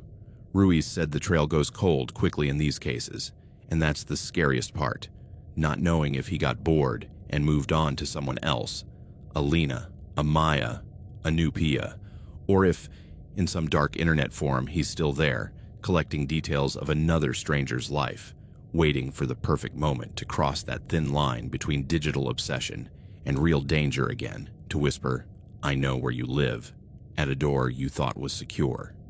He taught me that the modern monster doesn't need to live in physical shadows. It lives in databases, in the public profiles we upload without thinking, in the illusion of connection that we ourselves feed with likes and stories. And its weapon is not a knife in the dark, but knowledge. Stolen knowledge, accumulated in hidden folders, which in the wrong hands can feel like the most intimate violation imaginable. A stripping away of the self that leaves no visible bruises, but scars that hurt every time you turn on a screen.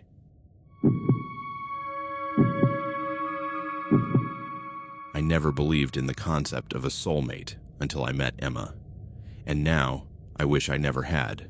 Let me start from the beginning because I need you to understand how something that seemed like a miracle turned into the most terrifying experience of my life. There were no ghosts. There were no supernatural forces.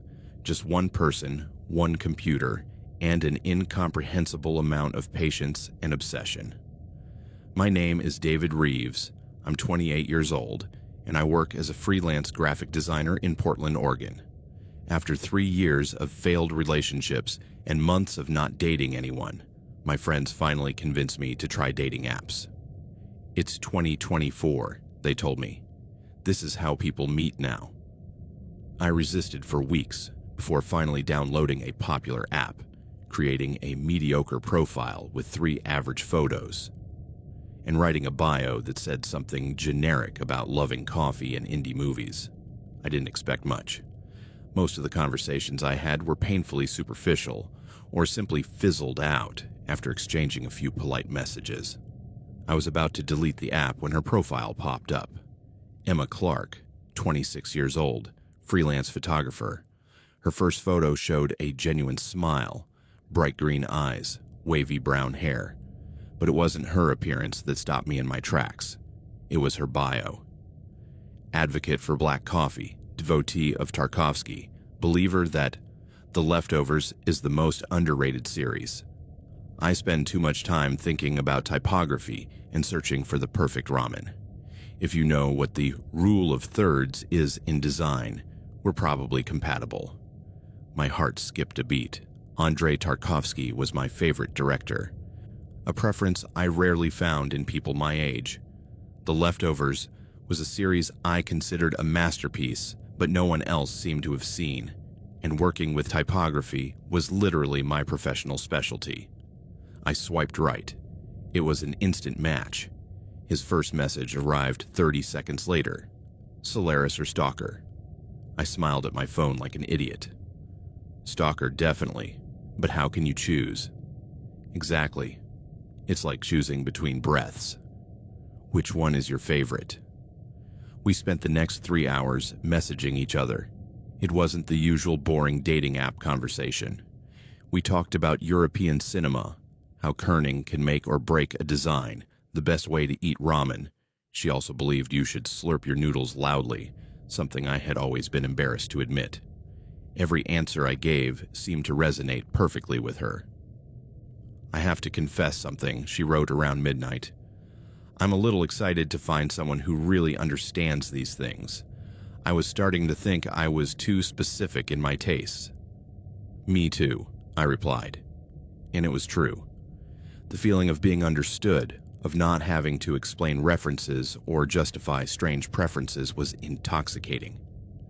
We exchanged numbers that same night. For the next 4 days, we talked constantly. Text messages, voice notes, even a 2-hour video call where we discussed our current creative projects. She was working on a photo series about abandoned urban spaces. I was designing the visual identity for a local coffee shop. We both worked from home. We were both chronic night owls. We both had complicated relationships with our families. It's strange, I said during our second video call. I feel like I've known you for years. I feel the same way, she replied, her smile almost shy. It's like, have you ever had that feeling of being in the right place at the right time? I suggested we meet in person. She agreed immediately. The meeting place was a small cafe in downtown Portland that I had casually mentioned in one of our messages. I arrived 15 minutes early, nervous in a way I hadn't been in years. I sat at a table by the window, ordered a black coffee, and checked my reflection in my turned-off phone 3 times. Emma arrived right on time. She looked even better in person. Dark jeans, gray turtleneck, a vintage camera slung over her shoulder. She smiled when she saw me, and I felt that electric jolt of a mutual attraction. "David," she said, sliding into the chair across from me. "You're just as I imagined." "So are you," I replied, and it wasn't a polite lie. She ordered a black coffee. No sugar, no cream. Exactly how I drank mine. Another delightful coincidence. The first 2 hours were perfect. We talked about everything and nothing. We discovered more impossible coincidences. We'd both lived briefly in Chicago in our 20s. We had both had an art professor in college who changed our creative perspective. We both collected vinyl records by obscure bands from the 80s. "I can't believe you also have John Mellencamp's Lonesome Jubilee album," I said, laughing. "No one knows that record." "It's an underrated masterpiece," she replied, her eyes sparkling. "The way it captures the desolation of the American Midwest. It's almost as if you can feel the dust from the dirt roads in the songs." That's when she said something that made me pause. "Especially Cherry Bomb. That song always reminds me of driving through the countryside with my dad when I was a kid, before things got complicated between us." I felt a strange chill. "Wait, is that specific to you?" "What do you mean?" "It's just that I have exactly the same memory. Driving with my dad, listening to that album before our relationship deteriorated." She smiled. "Maybe that's why we connect so much. Similar experiences." It made sense. Probably many people had similar childhood memories, but there was something about the specificity that slightly unsettled me. Then she mentioned the dog incident. We were talking about childhood traumas, laughing about how kids magnify minor events. I told her about the time a German Shepherd had chased me 3 blocks when I was 8, how I'd developed a fear of big dogs that took me years to overcome. "Oh my gosh," Emma said, her hand flying to her mouth. "Something like that happened to me too. A German Shepherd.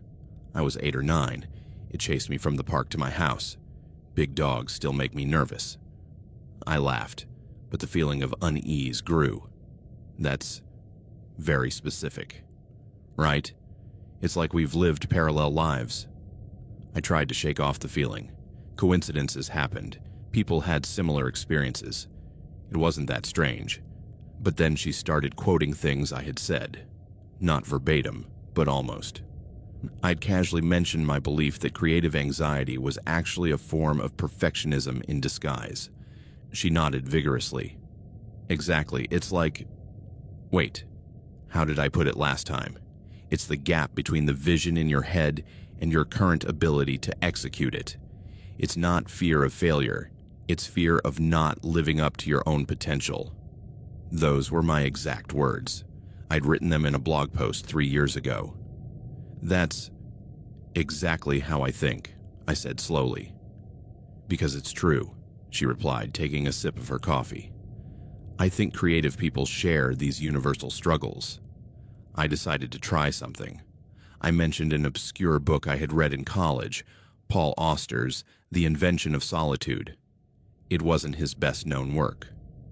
Oh, that book, Emma said immediately. The part about his father's death, how memory is both preservation and distortion. It tore me apart. You read it? Years ago. But some things stay with you, you know.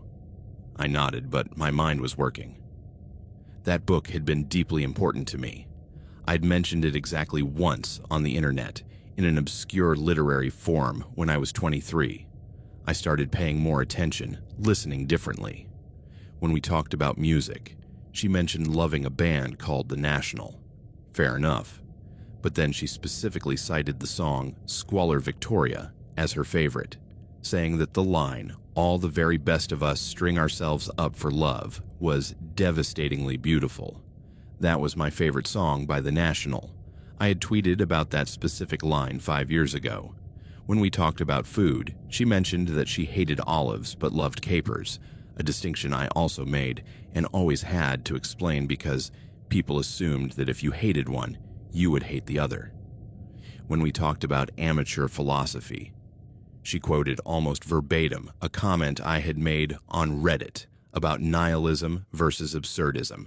Every single thing. Excuse me, I finally said, interrupting her midway through a story about her first concert. I need to go to the bathroom. I locked myself in the cafe's small bathroom, my heart beating too fast. I took out my phone and started searching. I searched for her name on Google, on social media, everywhere. Emma Clark was a common name, but I found her Instagram profile. Public, thankfully. I started scrolling. The photos were real, consistent with what she had told me. But there was almost nothing from before a year ago. The profile had been created in May of the previous year. Her posts were professional quality, but strangely impersonal. Landscapes, architecture, still life. Almost no selfies, no photos with friends or family. I checked my own online presence. It was extensive. A decade of tweets, old blog posts, abandoned forum accounts, social media profiles I had left public because I never thought it mattered. My digital life was completely exposed. My phone vibrated. A message from Emma. Everything okay? I returned to the table with a smile I didn't feel. Yes, sorry, where were we? But now I couldn't help but notice. Every similarity I mentioned, every coincidence, every shared preference. My brain began to catalog them compulsively. I decided to try something. I invented a memory. Hey, this is weird, I said casually, but have you ever had that experience of seeing a bird fly into a window when you were a kid and feeling like it was an omen of something? She blinked. No, not really. Why do you ask? Just curious. I had that experience once and it always stuck with me. Interesting, she said, but I could see a flicker of something in her eyes. Frustration, confusion. I tried again. What about horror movies? What's your favorite? Probably The Shining. The way Kubrick builds tension is masterful. She had never mentioned The Shining anywhere online. She hated that movie, in fact. Really, I always thought it was overrated. She laughed nervously. Well, yeah, I mean, it's objectively brilliant, but maybe it's not my favorite. I was watching her adjust in real time, trying to guess what answer she wanted to hear. Emma, I said slowly, How did you know about Paul Auster's book? I told you. I read it in college. Which college? A pause. Portland State. What did you study? Photography. Visual arts. What year? I graduated in 2019. I pulled out my phone and searched quickly. There was no Emma Clark on the list of Portland State visual arts graduates for 2019. David, what are you doing? I have to ask you something, I said, my voice sounding calmer than I felt. Did you read my old blog posts? She paled slightly. What? No, I don't know what you're talking about. The comment about creative anxiety, word for word, from a post I wrote 3 years ago. It must be a coincidence. It's a common feeling. What about the tweet about the National? What about the Reddit comment about nihilism? What about the specific way I described my fear of big dogs? Her expression changed. The mask of warmth cracked for a second, revealing something colder underneath. You're imagining things, she said. But her voice had lost that musical quality. Emma, if that's your real name, how long did you spend studying me before you created that dating profile? Silence. Long and tense. Then, slowly, she smiled. But it wasn't the warm smile from before. It was something sharper. 6 months, she said simply. The coffee seemed to tilt around me. What? 6 months of research. Every tweet, every blog post, every comment on forgotten forums. Wayback Machine for things you deleted. I searched your name in public databases. I found your old LinkedIn profile, your Goodreads account, your last @FM page from 2012. I found posts you made on a graphic design forum under a pseudonym you thought no one would connect to you, but you used the same avatar as on your GitHub account. I tracked every digital crumb you left behind over the last decade. My mouth was dry. Why? Because you're perfect, he said, and there was something feverish in his eyes now. I found your Instagram profile a year ago. I was just browsing, looking for photographic inspiration, and there you were. Your designs were incredible. I read your captions, saw your aesthetic, and I just knew. I knew you were the kind of person I wanted to be with. So you created a fake persona. Not fake. Enhanced. I thought, what if I could be exactly what you want? What if I removed all the friction, all the disappointments of meeting someone new? No more awkward first dates trying to find common ground. No more months wasted discovering you're incompatible. Just immediate connection, perfection. That's not connection. That's manipulation. Is it manipulation to give you exactly what you want, to be the person you've always been looking for? But you're not that person. You're acting. So what? Her voice rose slightly, drawing glances from other tables. She leaned closer, lowering her voice to an intense whisper. Everyone acts on dates, David. Everyone presents the best version of themselves. I just went more thorough in my preparation. I stood up. This is sick. Sit down. No. Please. Her hand reached for mine across the table. Just hear me out. I know it's unconventional, but think about it. We were perfect together these last few hours, right? You felt understood, happy. Isn't that worth something? You were faking it. But I enjoyed it too. Studying your life, learning about you, becoming someone you would love. I loved every second of it. That's love, isn't it? Total dedication to another person. That's obsession. Her eyes moistened. What's the difference? I left the cafe in a state of shock. She didn't try to stop me. She just sat there, watching me leave with that strange, unsettling smile. I walked for an hour, trying to process what had just happened. Every interaction we'd ever had was now tainted, poisoned by the knowledge of how calculated it all had been. When I got home, I did the only thing I could do. I started deleting. I deleted old blog posts.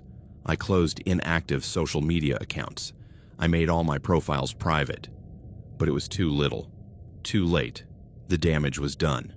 My digital life Years of freely shared thoughts and feelings had been turned into an instruction manual for manipulating me. That night, I got a text message from her. "I know you think I'm a monster, but think about this. How many people do you know who would really devote 6 months of their life just to understand you? That's more commitment than most couples show in years together. Doesn't that mean something?"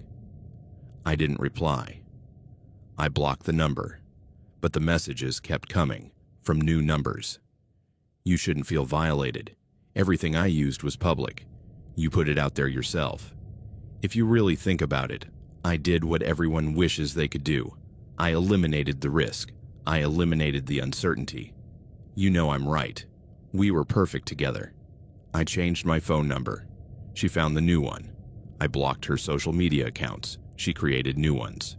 I reported the harassment.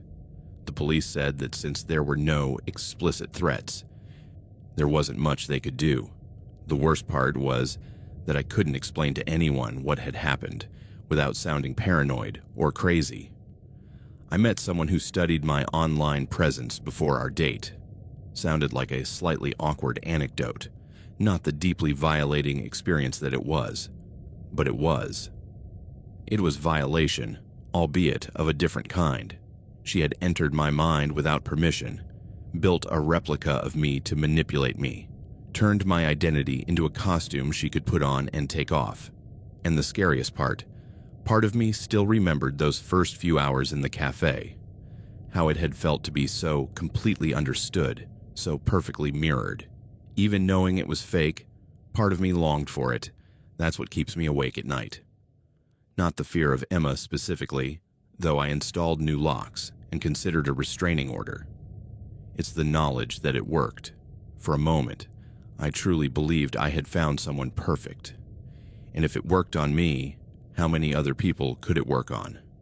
Every particle of my digital life is out there, waiting to be mined by someone with enough patience and obsession.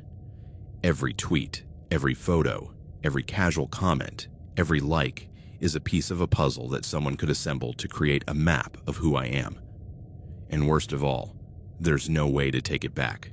I can't erase a decade of digital footprints. I can't reclaim my privacy. The information exists forever on servers, in files, in the Wayback Machine. Emma was right about one thing. Everything was public. I'd put it there. I never imagined anyone would use it this way. I never imagined my digital life could be turned into a weapon against me. The messages finally stopped 3 weeks ago. Either Emma gave up or she found a new target. I'm not sure which possibility terrifies me more. I deleted all my dating apps. I stopped sharing on social media. I created a new digital identity with almost no trace. But the damage is already done. Now every coincidence makes me nervous. Every time I meet someone new who shares my tastes, I wonder, is it real or did they study me? Does this person really love Tarkovsky or did they just see that I did? Do we really share this childhood experience, or did they read about it in an old blog post? Trust, once broken in this way, is not easily repaired, and every night, before I go to sleep, I check my locks. I check the shadows outside my window. I check my phone for messages from numbers I don't recognize. Because Emma proves something terrifying. In the digital age, you're never truly alone.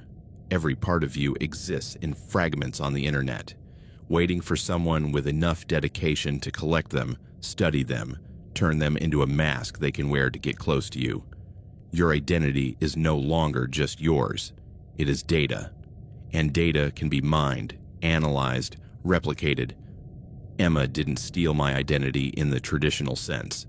She stole something worse, my uniqueness, the feeling of being a unique person with unique experiences.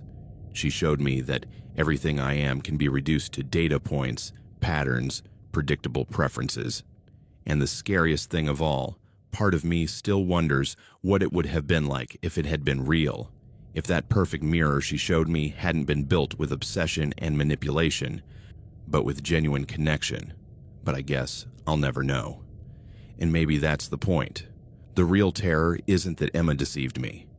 It's that she showed me how easily I could be deceived, how predictable I am, how transparent, how copyable. I'm not unique, I'm an algorithm, and that knowledge haunts me more than anything else.